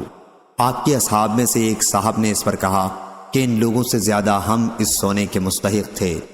راوی نے بیان کیا کہ جب حضرت صلی اللہ علیہ وسلم کو معلوم ہوا تو آپ نے فرمایا کہ تم مجھ پر اعتبار نہیں کرتے، حالانکہ اس اللہ نے مجھ پر اعتبار کیا ہے جو آسمان پر ہے، اور اس کی جو آسمان پر ہے وہی میرے پاس صبح و شام آتی ہے۔ راوی نے بیان کیا کہ پھر ایک شخص جس کی آنکھیں دھسی ہوئی تھیں، دونوں رخسار پھولے ہوئے تھے، پیشانی بھی ابری ہوئی تھی، گھنی داڑھی اور سر مڑا ہوا، تہبند اٹھائے ہوئے تھا، کھڑا ہوا اور کہنے لگا یا رسول اللہ، اللہ سے ڈریے۔ آپ صلی اللہ علیہ وسلم نے فرمایا افسوس تجھ پر، کیا میں اس روئے زمین پر اللہ سے ڈرنے کا سب سے زیادہ مستحق نہیں ہوں؟ راوی نے بیان کیا پھر وہ شخص چلا گیا۔ خالد بن ولید رضی اللہ عنہ نے عرض کیا یا رسول اللہ، میں کیوں نہ اس شخص کی گردن مار دوں؟ آپ صلی اللہ علیہ وسلم نے فرمایا نہیں، شاید وہ نماز پڑھتا ہو۔ اس پر خالد رضی اللہ عنہ نے عرض کیا کہ بہت سے نماز پڑھنے والے ایسے ہیں جو زبان سے اسلام کا دعویٰ کرتے ہیں اور ان کے دل میں وہ نہیں ہوتا۔ آپ صلی اللہ علیہ وسلم نے فرمایا، اس کا حکم نہیں ہوا ہے کہ لوگوں کے دلوں کی کھوج لگاؤں، اور نہ اس کا حکم ہوا ہے کہ ان کے پیٹ چاک کروں۔ راوی نے کہا، پھر آن حضرت صلی اللہ علیہ وسلم نے اس منافق کی طرف دیکھا تو وہ پیٹھ پھیر کر جا رہا تھا۔ آپ نے فرمایا کہ اس کی نسل سے ایک ایسی قوم نکلے گی جو کتاب اللہ کی تلاوت بڑی خوش الحانی کے ساتھ کرے گی، لیکن وہ ان کے حلق سے نیچے نہیں اترے گا۔ دین سے وہ لوگ اس طرح نکل چکے ہوں گے جیسے تیر جانور کے پار نکل جاتا ہے۔ اور میرا خیال ہے کہ آپ صلی اللہ علیہ وسلم نے یہ بھی فرمایا، اگر میں ان کے دور میں ہوا تو سمود کی قوم کی طرح ان کو بالکل قتل کر ڈالوں گا۔ صحیح بخاری حدیث نمبر 4351۔ جابر رضی اللہ عنہ نے بیان کیا کہ نبی کریم صلی اللہ علیہ وسلم نے حضرت علی رضی اللہ عنہ سے جب وہ یمن سے مکہ آئے فرمایا تھا کہ وہ اپنے احرام پر باقی رہیں۔ محمد بن بکر نے ابن جرید سے اتنا بڑھایا کہ ان سے عطا نے بیان کیا کہ حضرت جابر رضی اللہ عنہ نے کہا، حضرت علی رضی اللہ عنہ اپنی ولایت یمن سے آئے تو آپ صلی اللہ علیہ وسلم نے ان سے دریافت فرمایا، علی تم نے احرام کس طرح باندھا ہے؟ عرض کیا کہ جس طرح احرام آپ نے باندھا ہو۔ فرمایا، پھر قربانی کا جانور بھیج دو اور جس طرح احرام باندھا ہے اسی کے مطابق عمل کرو۔ بیان کیا حضرت علی رضی اللہ عنہ آن حضرت صلی اللہ علیہ وسلم کے لیے قربانی کے جانور لائے تھے۔ صحیح بخاری حدیث نمبر 4352۔ بکر بن عبداللہ نے بیان کیا، انہوں نے عبداللہ بن عمر رضی اللہ عنہ سے ذکر کیا تھا کہ انس رضی اللہ عنہ نے ان سے بیان کیا کہ نبی کریم صلی اللہ علیہ وسلم نے عمرہ اور حج دونوں کا احرام باندھا تھا، اور ہم نے بھی آپ کے ساتھ حج ہی کا احرام باندھا تھا۔ پھر ہم جب مکہ آئے تو آپ نے فرمایا کہ جس کے ساتھ قربانی کا جانور نہ ہو وہ اپنے حج کے احرام کو عمرے کا کر لے اور طواف اور سعی کر کے احرام کھول دے۔ اور نبی کریم صلی اللہ علیہ وسلم کے ساتھ قربانی کا جانور تھا۔ پھر علی بن ابی طالب رضی اللہ عنہ یمن سے لوٹ کر حج کا احرام باندھ کر آئے۔ آپ نے ان سے دریافت فرمایا کہ کس طرح احرام باندھا ہے؟ ہمارے ساتھ تمہاری زوجہ فاطمہ رضی اللہ عنہا بھی ہیں۔ انہوں نے عرض کیا کہ میں نے اس طرح کا احرام باندھا ہے جس طرح آپ نے باندھا ہو۔ آپ صلی اللہ علیہ وسلم نے فرمایا کہ پھر اپنے احرام پر قائم رہو، کیونکہ ہمارے ساتھ قربانی کا جانور ہے۔ صحیح بخاری حدیث نمبر 4353 4354۔ جریر بن عبداللہ بجلی رضی اللہ عنہ نے بیان کیا کہ جاہلیت میں ایک بت خانہ ذوالخلصہ نامی تھا، اسے کعبہ یمانیہ اور کعبہ شامیہ بھی کہا جاتا تھا۔ حضرت صلی اللہ علیہ وسلم نے مجھ سے فرمایا، ذوالخلصہ کی تکلیف سے مجھے کیوں نہیں نجات دلاتے؟ چنانچہ میں نے 150 سواروں کے ساتھ سفر کیا، پھر ہم نے اس کو مسمار کر دیا اور اس میں ہم نے جس کو بھی پایا قتل کر دیا۔ پھر میں آپ کی خدمت میں حاضر ہوا اور آپ کو اس کی خبر دی تو آپ نے ہمارے قبیلہ احمس کے لیے بہت دعا فرمائی۔ صحیح بخاری حدیث نمبر 4355۔ جریر بن عبداللہ بجلی رضی اللہ عنہ نے بیان کیا کہ رسول اللہ صلی اللہ علیہ وسلم نے مجھ سے فرمایا، تم مجھے ذوالخلصہ سے کیوں نہیں بے فکر کرتے؟ یہ قبیلہ خشم کا ایک بت خانہ تھا، اسے کعبہ یمانیہ بھی کہتے تھے۔ چنانچہ میں 150 قبیلہ احمس کے سواروں کو ساتھ لے کر روانہ ہوا۔ یہ سب اچھے سوار تھے، مگر میں گھوڑے کی سواری اچھی طرح نہیں کر پاتا تھا۔ حضرت صلی اللہ علیہ وسلم نے میرے سینے پر ہاتھ مارا، یہاں تک کہ میں نے آپ کی انگلیوں کا اثر اپنے سینے میں پایا۔ پھر آپ نے دعا کی کہ اے اللہ، اسے گھوڑے کا اچھا سوار بنا دے اور اسے راستہ بتلانے والا اور خود راستہ پایا ہوا بنا دے۔ پھر وہ اس بت خانے کی طرف روانہ ہوئے اور اسے ڈھا کر اس میں آگ لگا دی۔ پھر حضرت صلی اللہ علیہ وسلم کی خدمت میں اطلاع بھیجی۔ جریر کے ایلچی نے آ کر عرض کیا، اس ذات کی قسم جس نے آپ کو حق کے ساتھ مبعوث کیا، میں اس وقت تک آپ کی خدمت میں حاضر ہونے کے لیے نہیں چلا جب تک وہ خارش زدہ اونٹ کی طرح جل کر سیاہ نہیں ہو گیا۔ بیان کیا کہ پھر حضرت صلی اللہ علیہ وسلم نے قبیلہ احمس کے گھوڑوں اور لوگوں کے لیے 5 مرتبہ برکت کی دعا فرمائی۔ صحیح بخاری حدیث نمبر 4356۔ جریر بن عبداللہ بجلی رضی اللہ عنہ نے بیان کیا کہ مجھ سے رسول اللہ صلی اللہ علیہ وسلم نے فرمایا، ذوالخلصہ سے مجھے کیوں نہیں بے فکری دلاتے؟ میں نے عرض کیا میں حکم کی تعمیل کروں گا۔ چنانچہ قبیلہ احمس کے 150 سواروں کو ساتھ لے کر میں روانہ ہوا۔ یہ سب اچھے سوار تھے، لیکن میں سواری اچھی طرح نہیں کر پاتا تھا۔ میں نے اس کے متعلق حضرت صلی اللہ علیہ وسلم سے ذکر کیا تو آپ نے اپنا ہاتھ میرے سینے پر مارا، جس کا اثر میں نے اپنے سینے میں دیکھا، اور حضرت صلی اللہ علیہ وسلم نے دعا فرمائی، اے اللہ اسے اچھا سوار بنا دے اور اسے ہدایت کرنے والا اور خود ہدایت پایا بنا دے۔ راوی نے بیان کیا کہ پھر اس کے بعد میں کبھی کسی گھوڑے سے نہیں گرا۔ راوی نے بیان کیا کہ ذوالخلصہ ایک بت خانہ تھا یمن میں قبیلہ خشم اور بجیلہ کا۔ اس میں بت تھے جن کی پوجا کی جاتی تھی اور اسے کعبہ بھی کہتے تھے۔ بیان کیا کہ پھر جریر وہاں پہنچے اور اسے آگ لگا دی اور منہدم کر دیا۔ بیان کیا کہ جب جریر رضی اللہ عنہ یمن پہنچے تو وہاں ایک شخص تھا جو تیروں سے فال نکالا کرتا تھا۔ اس سے کسی نے کہا کہ رسول اللہ صلی اللہ علیہ وسلم کے ایلچی یہاں آ گئے ہیں، اگر انہوں نے تمہیں پا لیا تو تمہاری گردن مار دیں گے۔ بیان کیا کہ ابھی وہ فال نکال ہی رہے تھے کہ حضرت جریر رضی اللہ عنہ وہاں پہنچ گئے۔ آپ نے اس سے فرمایا کہ ابھی یہ فال کے پتر توڑ کر کلمہ لا الہ الا اللہ پڑھ لے، ورنہ میں تیری گردن مار دوں گا۔ راوی نے بیان کیا کہ اس شخص نے تیر وغیرہ توڑ ڈالے اور کلمہ ایمان کی گواہی دی۔ اس کے بعد جریر نے قبیلہ احمس کے ایک صحابی ابو ارطاط رضی اللہ عنہ نامی کو حضرت صلی اللہ علیہ وسلم کی خدمت میں آپ کو خوشخبری سنانے کے لیے بھیجا۔ جب وہ خدمت نبوی میں حاضر ہوا تو عرض کیا، یا رسول اللہ، اس ذات کی قسم جس نے آپ کو حق کے ساتھ مبعوث کیا ہے، میں آپ کی خدمت میں حاضر ہونے کے لیے اس وقت تک نہیں چلا جب تک اس بت کدے کو خارش زدہ اونٹ کی طرح جلا کر سیاہ نہیں کر دیا۔ بیان کیا کہ پھر حضرت صلی اللہ علیہ وسلم نے قبیلہ احمس کے گھوڑوں اور سواروں کے لیے 5 مرتبہ برکت کی دعا فرمائی۔ صحیح بخاری حدیث نمبر 4357۔ خالد بن عبداللہ نے خبر دی، انہیں خالد حذا نے، انہیں ابو عثمان نہدی رضی اللہ عنہ نے، کہ رسول اللہ صلی اللہ علیہ وسلم نے عمرو بن عاص رضی اللہ عنہ کو غزوہ ذات السلاسل کے لیے امیر لشکر بنا کر بھیجا۔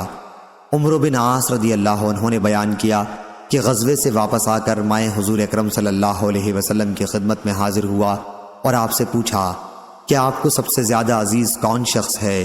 فرمایا کہ عائشہ رضی اللہ عنہا۔ میں نے پوچھا اور مردوں میں؟ فرمایا کہ اس کے والد۔ میں نے پوچھا اس کے بعد کون؟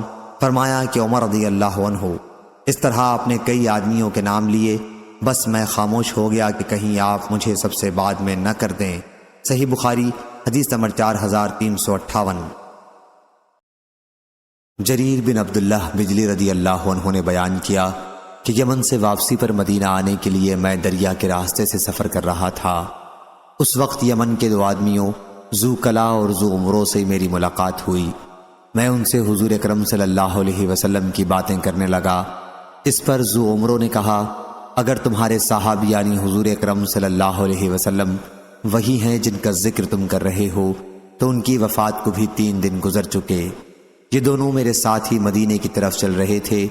راستے میں ہمیں مدینے کی طرف سے آتے ہوئے کچھ سوار دکھائی دیے۔ ہم نے ان سے پوچھا تو انہوں نے اس کی تصدیق کی کہ حضرت صلی اللہ علیہ وسلم وفات پا گئے ہیں۔ آپ کے خلیفہ ابو بکر رضی اللہ عنہ منتخب ہوئے ہیں اور لوگ اب بھی سب خیریت سے ہیں۔ ان دونوں نے مجھ سے کہا کہ اپنے صاحب ابو بکر رضی اللہ عنہ سے کہنا کہ ہم آئے تھے اور انشاءاللہ پھر مدینہ آئیں گے۔ یہ کہہ کر دونوں یمن کی طرف واپس چلے گئے۔ پھر میں نے ابو بکر رضی اللہ عنہ کو ان کی باتوں کی اطلاع دی تو آپ نے فرمایا کہ پھر انہیں اپنے ساتھ لائے کیوں نہیں؟ بہت دنوں بعد خلافت عمری میں ذو عمرو نے ایک مرتبہ مجھ سے کہا کہ جریر تمہارا مجھ پر احسان ہے، اور تمہیں میں ایک بات بتاؤں گا کہ تم اہل عرب اس وقت تک خیر و بھلائی کے ساتھ رہو گے جب تک تمہارا طرز عمل یہ ہوگا کہ جب تمہارا کوئی امیر وفات پا جائے گا تو تم اپنا کوئی دوسرا امیر منتخب کر لیا کرو گے، لیکن جب امارت کے لیے تلوار تک بات پہنچ جائے تو تمہارے امیر بادشاہ بن جائیں گے، بادشاہوں کی طرح غصہ ہوا کریں گے اور انہی کی طرح خوش ہوا کریں گے۔ صحیح بخاری حدیث نمبر 4359۔ جابر بن عبداللہ انصاری رضی اللہ عنہ نے بیان کیا کہ رسول اللہ صلی اللہ علیہ وسلم نے ساحل سمندر کی طرف ایک لشکر بھیجا اور اس کا امیر ابو عبیدہ بن جراح رضی اللہ عنہ کو بنایا۔ اس میں 300 آدمی شریک تھے۔ خیر، ہم مدینہ سے روانہ ہوئے اور ابھی راستے ہی میں تھے کہ راشن ختم ہو گیا۔ جو کچھ بچ رہا تھا وہ ابو عبیدہ رضی اللہ عنہ کے حکم سے جمع کیا گیا تو 2 تھیلے کھجوروں کے جمع ہو گئے۔ اب ابو عبیدہ رضی اللہ عنہ ہمیں روزانہ تھوڑا تھوڑا اسی میں سے کھانے کو دیتے رہے۔ آخر جب یہ بھی ختم کے قریب پر پہنچ گیا تو ہمارے حصے میں صرف ایک کھجور آتی تھی۔ وہب نے کہا، میں نے جابر رضی اللہ عنہ سے پوچھا کہ ایک کھجور سے کیا ہوتا رہا ہوگا؟ جابر رضی اللہ عنہ نے کہا، وہ ایک کھجور ہی غنیمت تھی، جب وہ بھی نہ رہی تو ہم کو اس کی قدر معلوم ہوئی تھی۔ آخر ہم سمندر کے کنارے پہنچ گئے۔ وہاں کیا دیکھتے ہیں، بڑے ٹیلے کی طرح ایک مچھلی نکل کر پڑی ہے۔ اس مچھلی کو سارا لشکر 18 راتوں تک کھاتا رہا۔ بعد میں ابو عبیدہ رضی اللہ عنہ کے حکم سے اس کی پسلی کی 2 ہڈیاں کھڑی کی گئیں۔ وہ اتنی اونچی تھیں کہ اونٹ پر کجاوا کسا گیا، وہ ان کے نیچے سے نکل گیا اور ہڈیوں کو بالکل نہیں لگا۔ صحیح بخاری حدیث نمبر 4360۔ سفیان بن عیینہ نے بیان کیا، کہا کہ ہم نے عمرو بن دینار سے جو یاد کیا وہ یہ ہے کہ انہوں نے بیان کیا کہ میں نے جابر رضی اللہ عنہ سے سنا، انہوں نے بیان کیا کہ ہمیں رسول اللہ صلی اللہ علیہ وسلم نے 300 سواروں کے ساتھ بھیجا اور ہمارا امیر ابو عبیدہ ابن الجراح رضی اللہ عنہ کو بنایا تاکہ ہم قریش کے قافلہ تجارت کی تلاش میں رہیں۔ ساحل سمندر پر ہم 15 دن تک پڑاؤ ڈالے رہے۔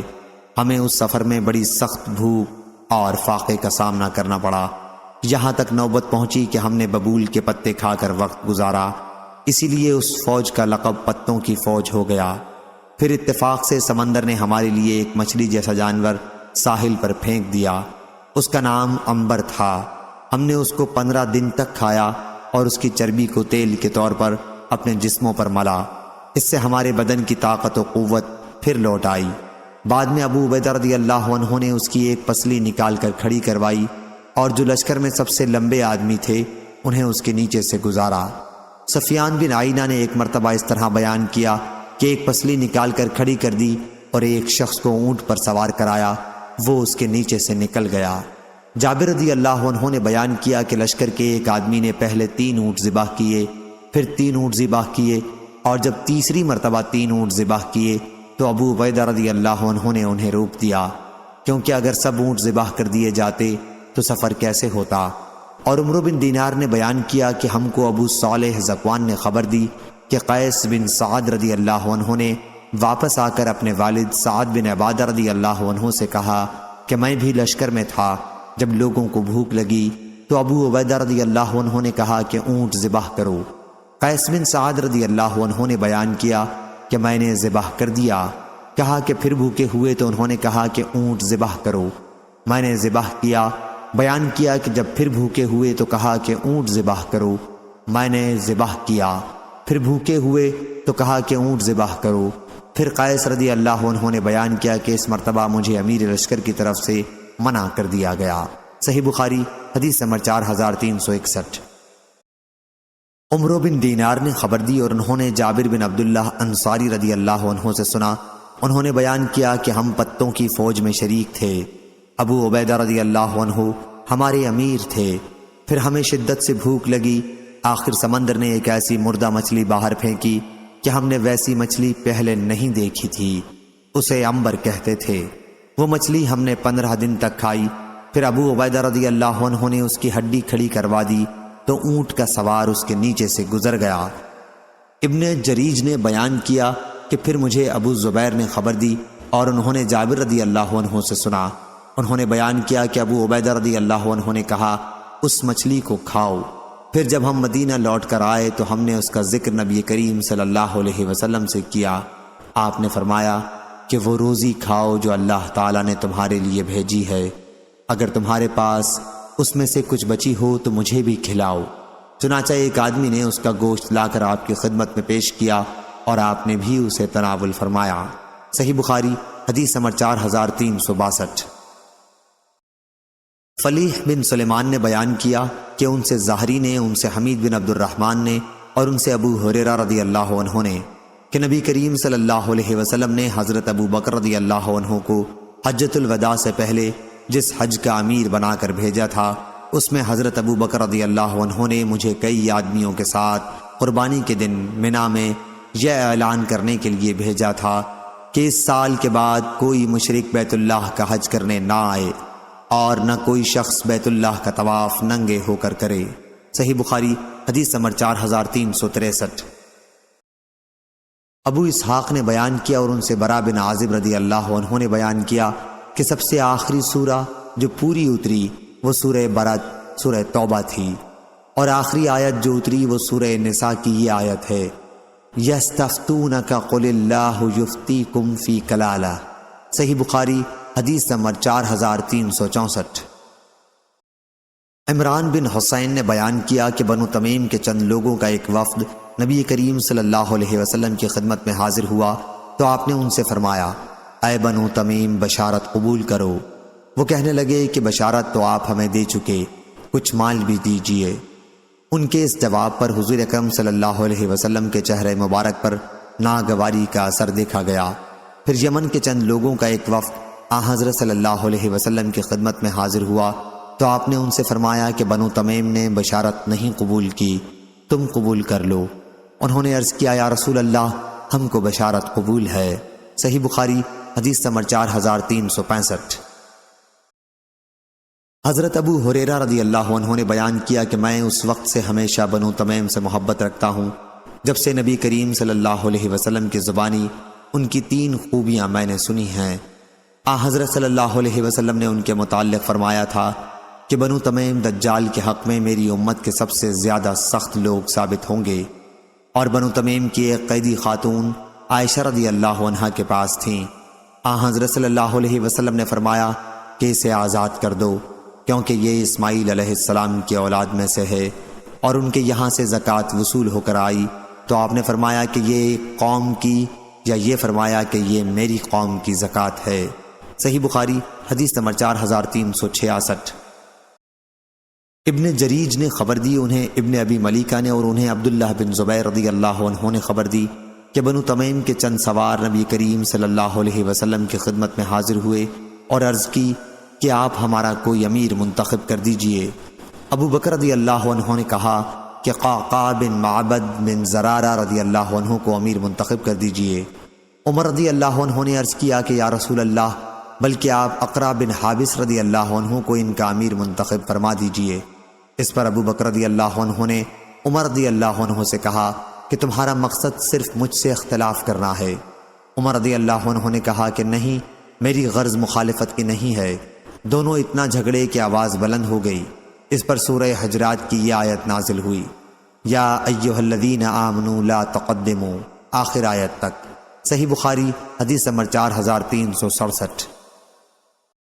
قرہ بن خالد نے بیان کیا ان سے ابو حمزہ نے کہ میں نے ابن عباس رضی اللہ عنہ سے پوچھا کہ میرے پاس ایک گھڑا ہے جس میں میرے لیے نیند یعنی کھجور کا شربت بنایا جاتا ہے، میں وہ میٹھے رہنے تک پیا کرتا ہوں، بعض وقت بہت پی لیتا ہوں اور لوگوں کے پاس دیر تک بیٹھا رہتا ہوں تو ڈرتا ہوں کہ کہیں فضیحت نہ ہو، لوگ کہنے لگیں کہ یہ نشہ باز ہے۔ اس پر ابن عباس رضی اللہ عنہ نے کہا کہ قبیلہ عبد القیس کا وفد نبی کریم صلی اللہ علیہ وسلم کی خدمت میں حاضر ہوا تو آپ نے فرمایا، اچھے آئے، نہ ذلیل ہوئے نہ شرمندہ، خوشی سے مسلمان ہو گئے، نہ ہوتے تو ذلت اور شرمندگی حاصل ہوتی۔ انہوں نے عرض کیا، یا رسول اللہ ہمارے اور آپ کے درمیان میں مشرکین کے قبائل پڑتے ہیں، اس لیے ہم آپ کی خدمت میں صرف حرمت والے مہینوں میں ہی حاضر ہو سکتے ہیں۔ آپ ہمیں وہ احکام و ہدایات سنا دیں کہ اگر ہم ان پر عمل کرتے رہیں تو جنت میں داخل ہوں، اور جو لوگ ہمارے ساتھ نہیں آ سکے ہیں انہیں بھی وہ ہدایت پہنچا دیں۔ حضرت صلی اللہ علیہ وسلم نے فرمایا کہ میں تمہیں 4 چیزوں کا حکم دیتا ہوں اور 4 چیزوں سے روکتا ہوں۔ میں تمہیں حکم دیتا ہوں اللہ پر ایمان لانے کا، تمہیں معلوم ہے اللہ پر ایمان لانا کسے کہتے ہیں، اس کی گواہی دینا کہ اللہ کے سوا کوئی معبود نہیں، نماز قائم کرنے کا، زکوٰۃ دینے، رمضان کے روزے رکھنے اور مال غنیمت میں سے 5واں حصہ بیت المال کو ادا کرنے کا حکم دیتا ہوں۔ اور میں تمہیں 4 چیزوں سے روکتا ہوں، یعنی کدو کے توبے میں اور کریدی ہوئی لکڑی کے برتن میں اور سبز لاکھی برتن میں اور روغنی برتن میں نبیذ بھگونے سے منع کرتا ہوں۔ صحیح بخاری حدیث نمبر 4368۔ ابو جمرہ نے بیان کیا، کہا کہ میں نے ابن عباس رضی اللہ عنہ سے سنا کہ وہ بیان کرتے تھے کہ جب قبیلہ عبد القیس کا وفد حضور اکرم صلی اللہ علیہ وسلم کی خدمت میں حاضر ہوا تو انہوں نے عرض کیا، یا رسول اللہ، ہم قبیلہ ربیہ کی ایک شاخ ہیں اور ہمارے اور آپ کے درمیان کفار مضر کے قبائل پڑتے ہیں۔ ہم حضور صلی اللہ علیہ وسلم کی خدمت میں صرف حرمت والے مہینوں میں ہی حاضر ہو سکتے ہیں، اس لیے آپ چند ایسی باتیں بتلا دیجئے کہ ہم بھی ان پر عمل کریں، اور جو لوگ ہمارے ساتھ نہیں آ سکے ہیں انہیں بھی اس کی دعوت دیں۔ حضرت صلی اللہ علیہ وسلم نے فرمایا کہ میں تمہیں 4 چیزوں کا حکم دیتا ہوں اور 4 چیزوں سے روکتا ہوں۔ میں تمہیں حکم دیتا ہوں اللہ پر ایمان لانے کا، یعنی اس کی گواہی دینا کہ اللہ کے سوا کوئی معبود نہیں۔ پھر آپ نے اپنی انگلی سے ایک اشارہ کیا، اور نماز قائم کرنے کا، زکوٰۃ دینے کا، اور اس کا مال غنیمت میں سے 5واں حصہ بیت المال کو ادا کرتے رہنا۔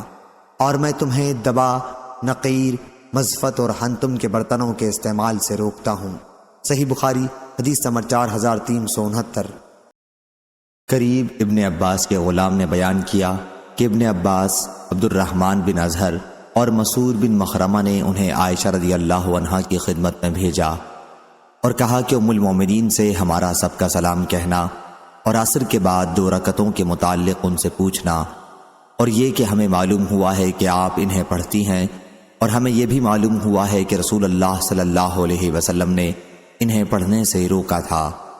ابن عباس نے کہا کہ میں نے ان 2 رکعتوں کے پڑھنے پر عمر رضی اللہ عنہ کے ساتھ ان کے دور خلافت میں لوگوں کو مارا کرتا تھا۔ قریب نے بیان کیا کہ پھر میں ام المومنین کی خدمت میں حاضر ہوا اور ان کا پیغام پہنچایا۔ عائشہ رضی اللہ عنہا نے فرمایا کہ اس کے متعلق ام سلمہ سے پوچھو۔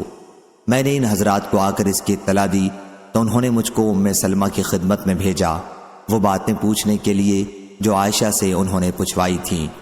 ام سلمہ نے فرمایا کہ میں نے خود بھی رسول اللہ صلی اللہ علیہ وسلم سے سنا ہے کہ آپ عصر کے بعد 2 رکعتوں سے منع کرتے تھے، لیکن ایک مرتبہ آپ نے عصر کی نماز پڑھی، پھر میرے یہاں تشریف لائے۔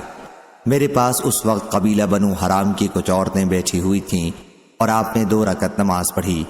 یہ دیکھ کر میں نے خادمہ کو آپ کی خدمت میں بھیجا اور اسے ہدایت کر دی کہ حضور صلی اللہ علیہ وسلم کے پہلو میں کھڑی ہو جانا اور عرض کرنا کہ ام سلمہ نے پوچھا ہے یا رسول اللہ، میں نے تو آپ سے ہی سنا تھا، اور آپ نے عصر کے بعد ان 2 رکعتوں کے پڑھنے سے منع کیا تھا، لیکن آج میں خود آپ کو 2 رکعت پڑھتے دیکھ رہی ہوں۔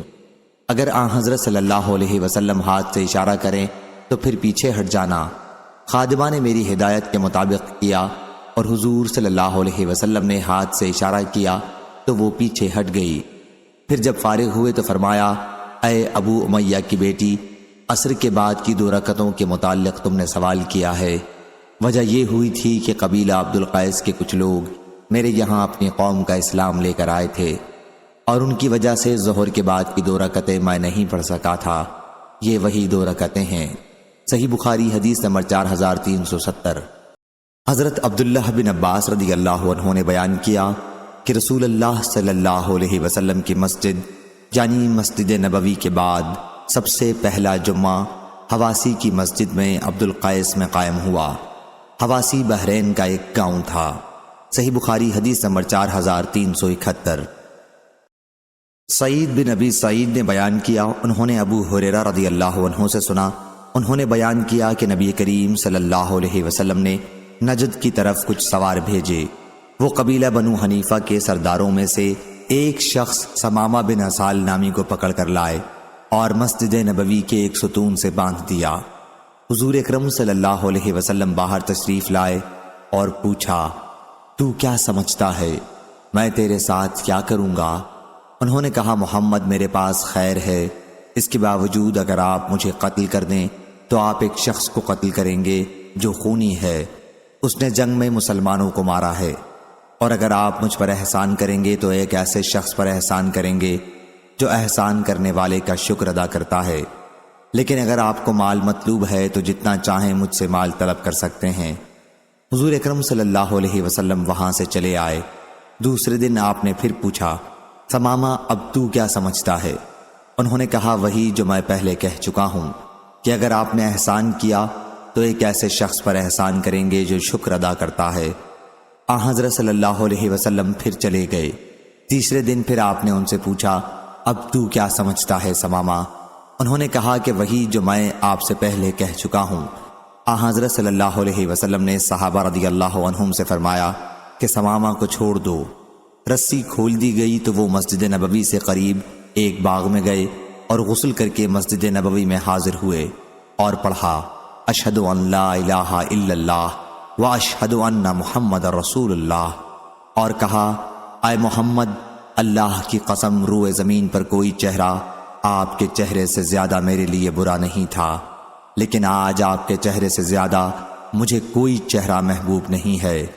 اللہ کی قسم کوئی دین آپ کے دین سے زیادہ مجھے برا نہیں لگتا تھا، لیکن آج آپ کا دین مجھے سب سے زیادہ پسندیدہ اور عزیز ہے۔ اللہ کی قسم کوئی شہر آپ کے شہر سے زیادہ مجھے برا نہیں لگتا تھا، لیکن آج آپ کا شہر میرا سب سے زیادہ محبوب شہر ہے۔ آپ کے سواروں نے مجھے پکڑا تو میں عمرے کا ارادہ کر چکا تھا، اب آپ کا کیا حکم ہے؟ رسول اللہ صلی اللہ علیہ وسلم نے انہیں بشارت دی اور عمرہ ادا کرنے کا حکم دیا۔ جب وہ مکہ پہنچے تو کسی نے کہا کہ وہ بے دین ہو گئے ہیں۔ انہوں نے جواب دیا کہ نہیں، بلکہ میں محمد صلی اللہ علیہ وسلم کے ساتھ ایمان لے آیا ہوں، اور خدا کی قسم اب تمہارے یہاں یمامہ سے گیہوں کا ایک دانہ بھی اس وقت تک نہیں آئے گا جب تک نبی کریم صلی اللہ علیہ وسلم اجازت نہ دے دیں۔ صحیح بخاری حدیث نمبر 4372۔ ابن عباس رضی اللہ عنہ نے بیان کیا کہ نبی کریم صلی اللہ علیہ وسلم کے عہد میں مسلمہ کذاب آیا اس دعوے کے ساتھ کہ اگر محمد مجھے اپنے بعد اپنا نائب و خلیفہ بنا دیں تو میں ان کی اتباع کر لوں۔ اس کے ساتھ اس کی قوم بنو حنیفہ کا ایک بہت بڑا لشکر تھا۔ حضور صلی اللہ علیہ وسلم اس کی طرف تبلیغ کے لیے تشریف لے گئے۔ آپ کے ساتھ ثابت بن قیس بن شماس رضی اللہ عنہ بھی تھے۔ آپ کے ہاتھ میں کھجور کی ایک ٹہنی تھی۔ جہاں مسلمہ اپنی فوج کے ساتھ پڑاؤ کیے ہوئے تھا، آپ وہیں جا کر ٹھہر گئے اور آپ نے اس سے فرمایا، اگر تو مجھ سے یہ ٹہنی مانگے گا تو میں تجھے یہ بھی نہیں دوں گا، اور تو اللہ کے اس فیصلے سے آگے نہیں بڑھ سکتا جو تیرے بارے میں پہلے ہی ہو چکا ہے۔ تو نے اگر میری اطاعت سے روگردانی کی تو اللہ تعالیٰ تجھے ہلاک کر دے گا۔ میرا تو خیال ہے کہ تو وہی ہے جو مجھے خواب میں دکھایا گیا تھا۔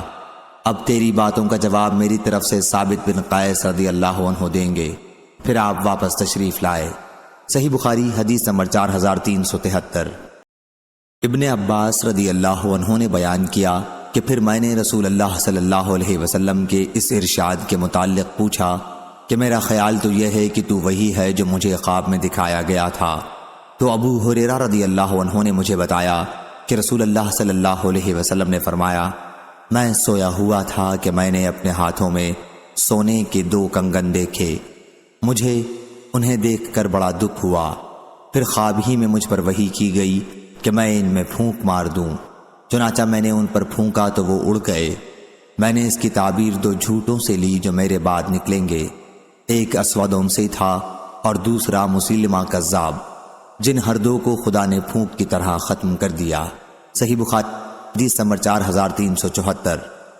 عبد الرزاق نے بیان کیا، ان سے معمر نے، ان سے حمام نے، اور انہوں نے ابو ہریرہ رضی اللہ عنہ سے سنا۔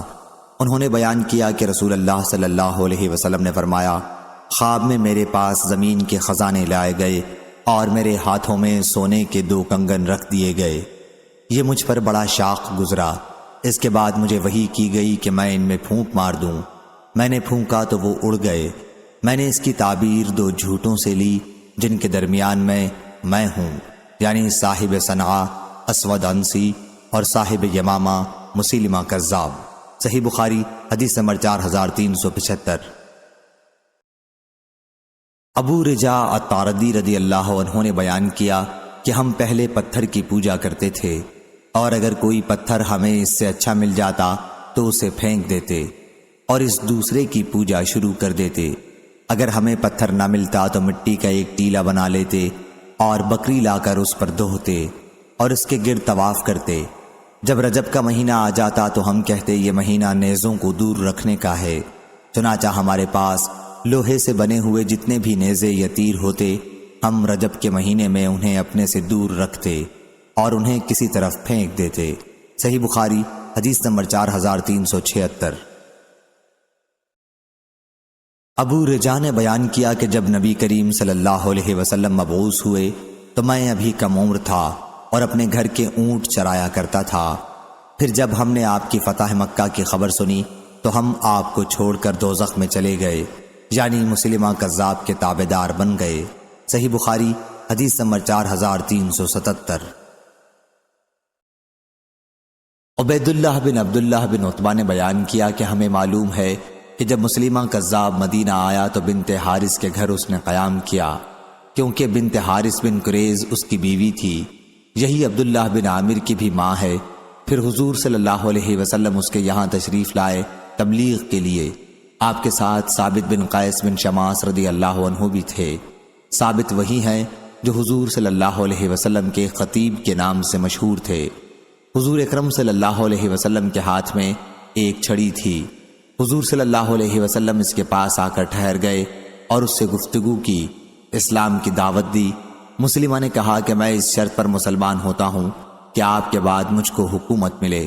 حضور اکرم صلی اللہ علیہ وسلم نے فرمایا کہ اگر تم مجھ سے یہ چھڑی مانگو گے تو میں تمہیں یہ بھی نہیں دے سکتا، اور میں تو سمجھتا ہوں کہ تم وہی ہو جو مجھے خواب میں دکھائے گئے تھے۔ یہ ثابت بن قیس رضی اللہ عنہ ہیں اور میری طرف سے تمہاری باتوں کا یہی جواب دیں گے۔ پھر حضور صلی اللہ علیہ وسلم واپس تشریف لائے۔ صحیح بخاری حدیث نمبر 4378۔ عبید اللہ بن عبداللہ نے کہا کہ میں نے عبداللہ بن عباس رضی اللہ عنہ سے حضور اکرم صلی اللہ علیہ وسلم کے اس خواب کے متعلق پوچھا جس کا ذکر آپ نے فرمایا تھا، تو انہوں نے بتایا کہ مجھے معلوم ہوا ہے کہ حضور صلی اللہ علیہ وسلم نے فرمایا مجھے خواب میں دکھایا گیا تھا کہ میرے ہاتھوں پر سونے کے 2 کنگن رکھ دیے گئے ہیں۔ میں اس سے بہت گھبرایا اور ان کنگنوں سے مجھے تشویش ہوئی۔ پھر مجھے حکم ہوا اور میں نے انہیں پھونک دیا تو دونوں کنگن اڑ گئے۔ میں نے اس کی تعبیر 2 جھوٹوں سے لی جو خروج کرنے والے ہیں۔ عبید اللہ نے بیان کیا کہ ان میں سے ایک اسود انسی تھا جسے فیروز نے یمن میں قتل کیا اور دوسرا مسلمہ کذاب تھا۔ صحیح بخاری حدیث نمبر 4389۔ یحییٰ بن آدم نے بیان کیا، ان سے اسرائیل نے، ان سے ابو اسحاق نے، ان سے صلاح بن ظفر نے اور ان سے حضرت حذیفہ رضی اللہ عنہ نے بیان کیا کہ نجران کے 2 سردار عاقب اور سید رسول اللہ صلی اللہ علیہ وسلم سے مباہلہ کرنے کے لیے آئے تھے، لیکن ایک نے اپنے دوسرے ساتھی سے کہا کہ ایسا نہ کرو، کیونکہ خدا کی قسم اگر یہ نبی ہوئے اور پھر بھی ہم نے ان سے مباہلہ کیا تو ہم پنپ نہیں سکتے اور نہ ہمارے بعد ہماری نسلیں رہ سکیں گی۔ پھر ان دونوں نے حضور صلی اللہ علیہ وسلم سے کہا کہ جو کچھ آپ مانگیں ہم جزیہ دینے کے لیے تیار ہیں، آپ ہمارے ساتھ کوئی امین بھیج دیجئے، جو بھی آدمی ہمارے ساتھ بھیجیں وہ امین ہونا ضروری ہے۔ حضرت صلی اللہ علیہ وسلم نے فرمایا کہ میں تمہارے ساتھ ایک ایسا آدمی بھیجوں گا جو امانت دار ہو، بلکہ پورا امانت دار ہوگا۔ صحابہ رضی اللہ عنہم حضرت صلی اللہ علیہ وسلم کے منتظر تھے۔ آپ نے فرمایا ابو عبیدہ بن الجراح اٹھو۔ جب وہ کھڑے ہوئے تو حضرت صلی اللہ علیہ وسلم نے فرمایا کہ یہ اس امت کے امین ہیں۔ صحیح بخاری حدیث نمبر 4380۔ ابو حذیفہ رضی اللہ عنہ نے بیان کیا کہ اہل نجران نبی کریم صلی اللہ علیہ وسلم کی خدمت میں حاضر ہوئے اور عرض کیا کہ ہمارے ساتھ کوئی امانت دار آدمی بھیجیے۔ حضرت صلی اللہ علیہ وسلم نے فرمایا کہ میں تمہارے ساتھ ایسا آدمی بھیجوں گا جو ہر حیثیت سے امانت دار ہوگا۔ صحابہ رضی اللہ عنہ منتظر تھے۔ آخر حضور صلی اللہ علیہ وسلم نے ابو عبیدہ بن الجراح رضی اللہ عنہ کو بھیجا۔ صحیح بخاری حدیث نمبر 4381۔ شعبہ نے بیان کیا، ان سے خالد نے، ان سے ابو قلابہ نے اور ان سے انس رضی اللہ عنہ نے کہ نبی کریم صلی اللہ علیہ وسلم نے فرمایا ہر امت میں امین امانت دار ہوتے ہیں اور اس امت کے امین ابو عبیدہ بن الجراح رضی اللہ عنہ ہیں۔ صحیح بخاری حدیث نمبر 4382۔ سفیان بن عینہ نے بیان کیا کہ انہوں نے محمد بن المنقدر سے سنا، انہوں نے حضرت جابر بن عبداللہ رضی اللہ عنہ سے سنا، وہ بیان کرتے تھے کہ رسول اللہ صلی اللہ علیہ وسلم نے مجھ سے فرمایا تھا، جب میرے پاس بحرین سے روپیہ آئے گا تو میں تمہیں اتنا 3 لب بھر کر روپیہ دوں گا۔ لیکن بحرین سے جس وقت روپیہ آیا تو حضور اکرم صلی اللہ علیہ وسلم کی وفات ہو چکی تھی، اس لیے وہ روپیہ ابو بکر صدیق رضی اللہ عنہ کے پاس آیا اور انہوں نے اعلان کروا دیا کہ اگر کسی کا حضور اکرم صلی اللہ علیہ وسلم پر قرض یا کسی سے حضور اکرم صلی اللہ علیہ وسلم کا کوئی وعدہ ہو تو وہ میرے پاس آئے۔ جابر رضی اللہ عنہ نے بیان کیا کہ میں ان کے پاس گیا اور انہیں بتایا کہ حضور اکرم صلی اللہ علیہ وسلم نے مجھ سے فرمایا تھا کہ اگر بحرین سے میرے پاس روپیہ آیا تو میں تمہیں اتنا 3 لب بھر کر دوں گا۔ جابر نے بیان کیا کہ پھر میں نے ان سے ملاقات کی اور ان سے اس کے متعلق کہا، لیکن انہوں نے اس مرتبہ مجھے نہیں دیا۔ میں پھر ان کے یہاں گیا، اس مرتبہ بھی انہوں نے مجھے نہیں دیا۔ میں پھر ان کے یہاں گیا، اس مرتبہ بھی انہوں نے نہیں دیا۔ میں تیسری مرتبہ گیا، اس مرتبہ بھی انہوں نے نہیں دیا۔ اس لیے میں نے ان سے کہا کہ میں آپ کے یہاں 1 مرتبہ آیا، آپ نے نہیں دیا، پھر آیا اور آپ نے نہیں دیا، پھر تیسری مرتبہ آیا ہوں اور آپ اس مرتبہ بھی نہیں دے رہے ہیں۔ اگر آپ کو مجھے دینا ہے تو دے دیجئے، ورنہ صاف کہہ دیجئے کہ میرا دل دینے کو نہیں چاہتا، میں بخیل ہوں۔ اس پر ابو بکر رضی اللہ عنہ نے فرمایا کہ تم نے کہا ہے کہ میرے معاملے میں بخل کر لو، بھلا بخل سے بڑھ کر اور کیا عیب ہو سکتا ہے؟ 3 مرتبہ انہوں نے یہ جملہ دہرایا اور کہا، میں نے تمہیں جب بھی ٹالا تو میرا ارادہ یہی تھا کہ بہرحال تمہیں دینا ہے۔ اور اسی سند سے عمرو بن دینار سے روایت ہے، ان سے محمد بن علی باقر نے بیان کیا، انہوں نے کہا کہ میں نے جابر بن عبداللہ رضی اللہ عنہ سے سنا، انہوں نے بیان کیا کہ میں حاضر ہوا تو ابو بکر رضی اللہ عنہ نے مجھے 1 لب بھر کر روپیہ دیا اور کہا کہ اسے گن لو۔ میں نے گنا تو 500 تھا، فرمایا کہ 2 مرتبہ اتنا ہی اور لے لو۔ صحیح بخاری حدیث نمبر 4383۔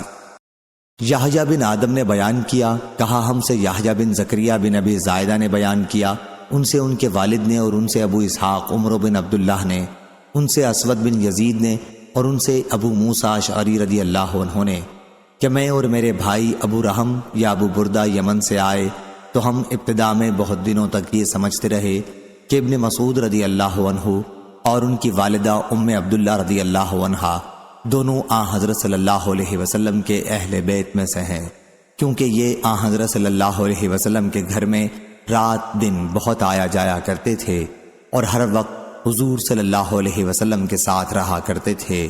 صحیح بخاری حدیث نمبر 4384۔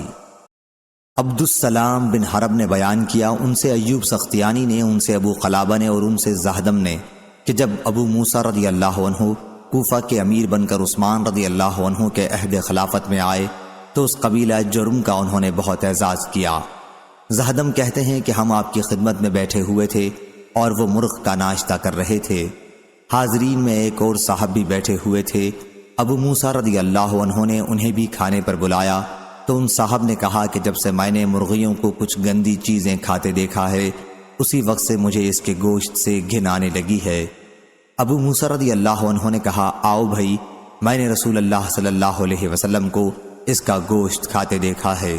ان صاحب نے کہا، لیکن میں نے اس کا گوشت نہ کھانے کی قسم کھا رکھی ہے۔ انہوں نے کہا، تم آ تو جاؤ، میں تمہیں تمہاری قسم کے بارے میں بھی علاج بتاؤں گا۔ ہم قبیلہ اشعر کے چند لوگ نبی کریم صلی اللہ علیہ وسلم کی خدمت میں حاضر ہوئے اور آپ سے غزوہ تبوک کے لیے جانور مانگے۔ حضور صلی اللہ علیہ وسلم نے فرمایا کہ سواری نہیں ہے۔ ہم نے پھر آپ سے مانگا تو آپ نے اس مرتبہ قسم کھائی کہ آپ ہم کو سواری نہیں دیں گے، لیکن ابھی کچھ زیادہ دیر نہیں ہوئی تھی کہ غنیمت میں کچھ اونٹ آئے۔ حضرت صلی اللہ علیہ وسلم نے ان میں سے 5 اونٹ ہم کو دلائے۔ جب ہم نے انہیں لے لیا تو پھر ہم نے کہا کہ یہ تو ہم نے حضرت صلی اللہ علیہ وسلم کو دھوکہ دیا، آپ کو غفلت میں رکھا، قسم یاد نہیں دلائی۔ ایسی حالت میں ہماری بھلائی کبھی نہیں ہوگی۔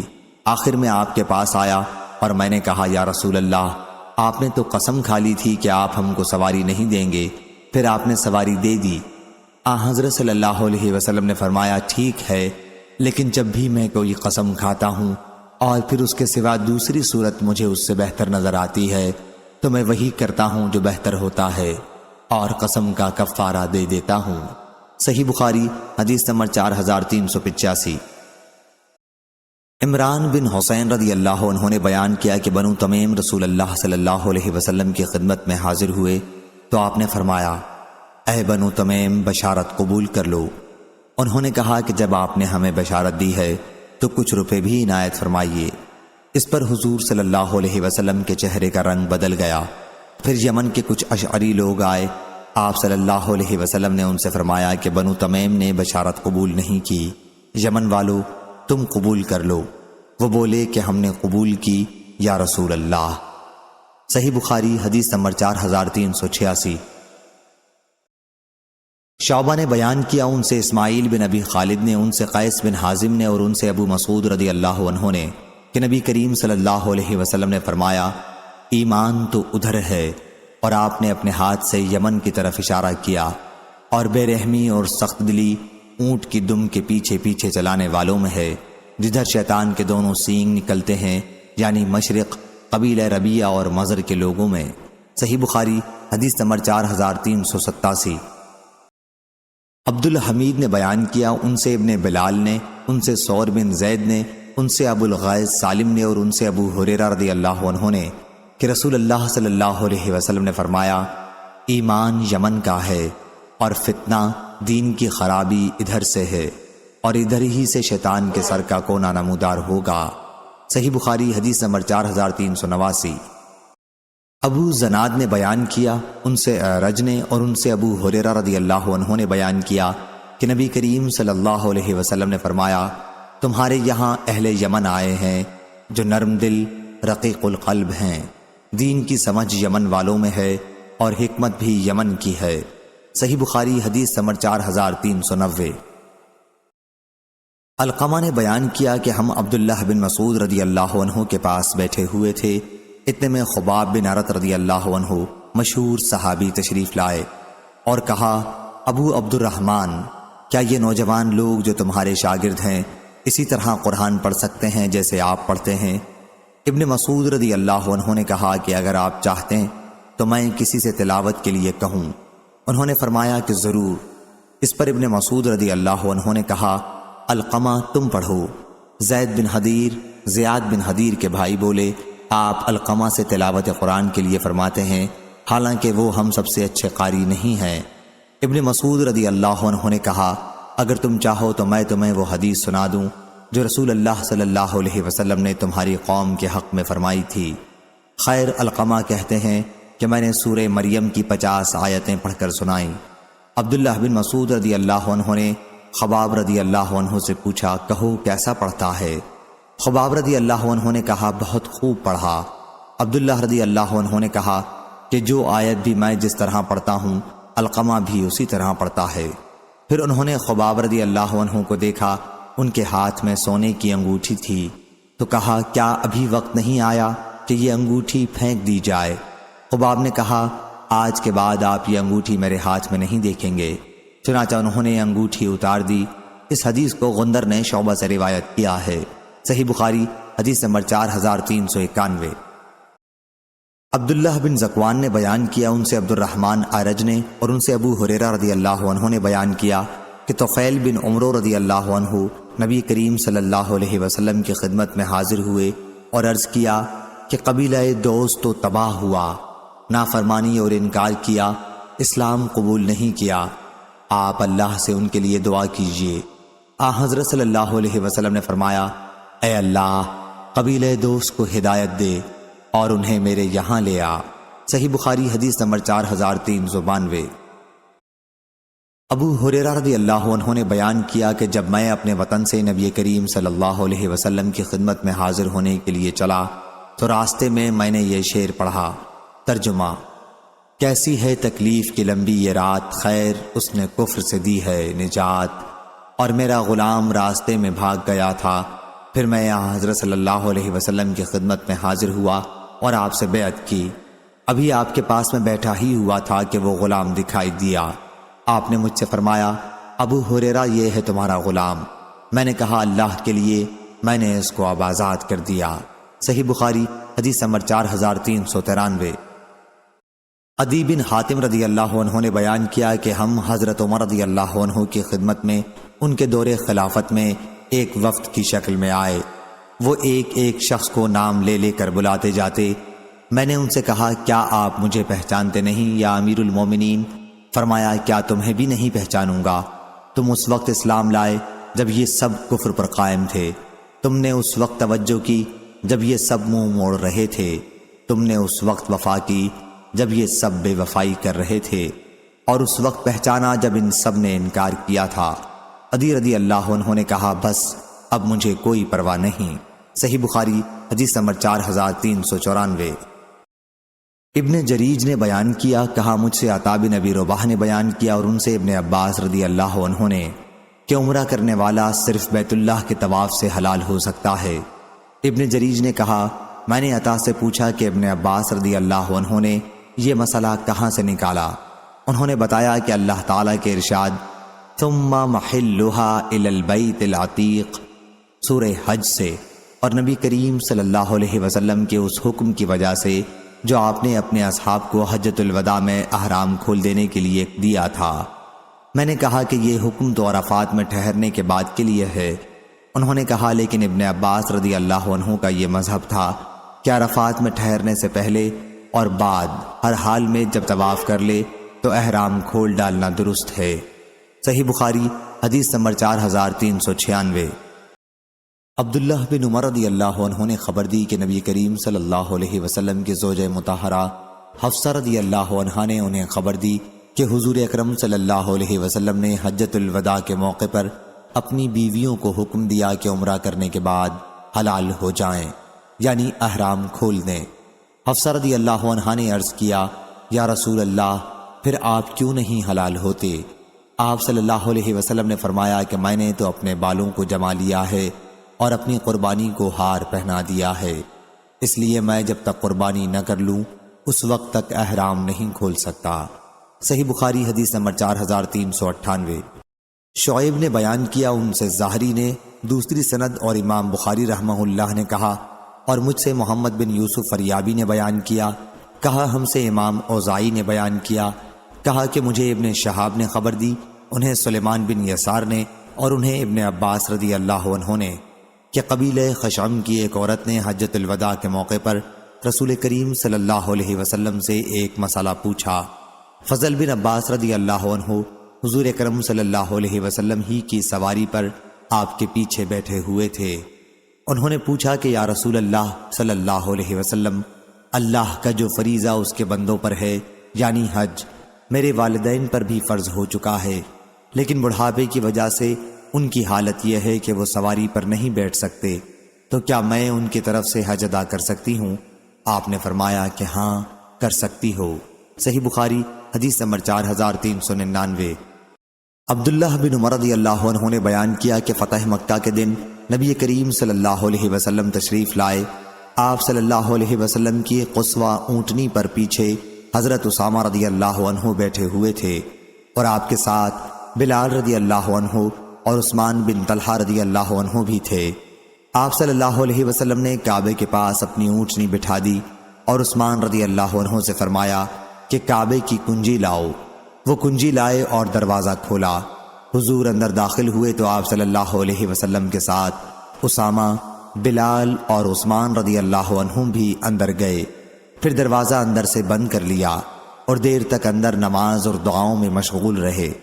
جب آپ صلی اللہ علیہ وسلم باہر تشریف لائے تو لوگ اندر جانے کے لیے ایک دوسرے سے آگے بڑھنے لگے اور میں سب سے آگے بڑھ گیا۔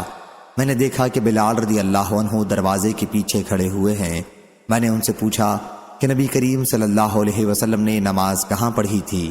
انہوں نے بتایا کہ خانہ کعبہ میں 6 ستون تھے 2 قطاروں میں، اور حضور صلی اللہ علیہ وسلم نے آگے کی قطار کے 2 ستونوں کے درمیان نماز پڑھی تھی۔ کعبے کا دروازہ آپ صلی اللہ علیہ وسلم کی پیٹھ کی طرف تھا اور چہرہ مبارک اس طرف تھا جدھر دروازے سے اندر جاتے ہوئے چہرہ کرنا پڑتا ہے۔ آپ کے اور دیوار کے درمیان 3 ہاتھ کا فاصلہ تھا۔ ابن عمر رضی اللہ عنہ نے بیان کیا کہ یہ پوچھنا میں بھول گیا کہ حضرت صلی اللہ علیہ وسلم نے کتنی رکعت نماز پڑھی تھی۔ جس جگہ آپ نے نماز پڑھی تھی وہاں سرخ سنگ مرمر بچھا ہوا تھا۔ صحیح بخاری حدیث نمبر 4400۔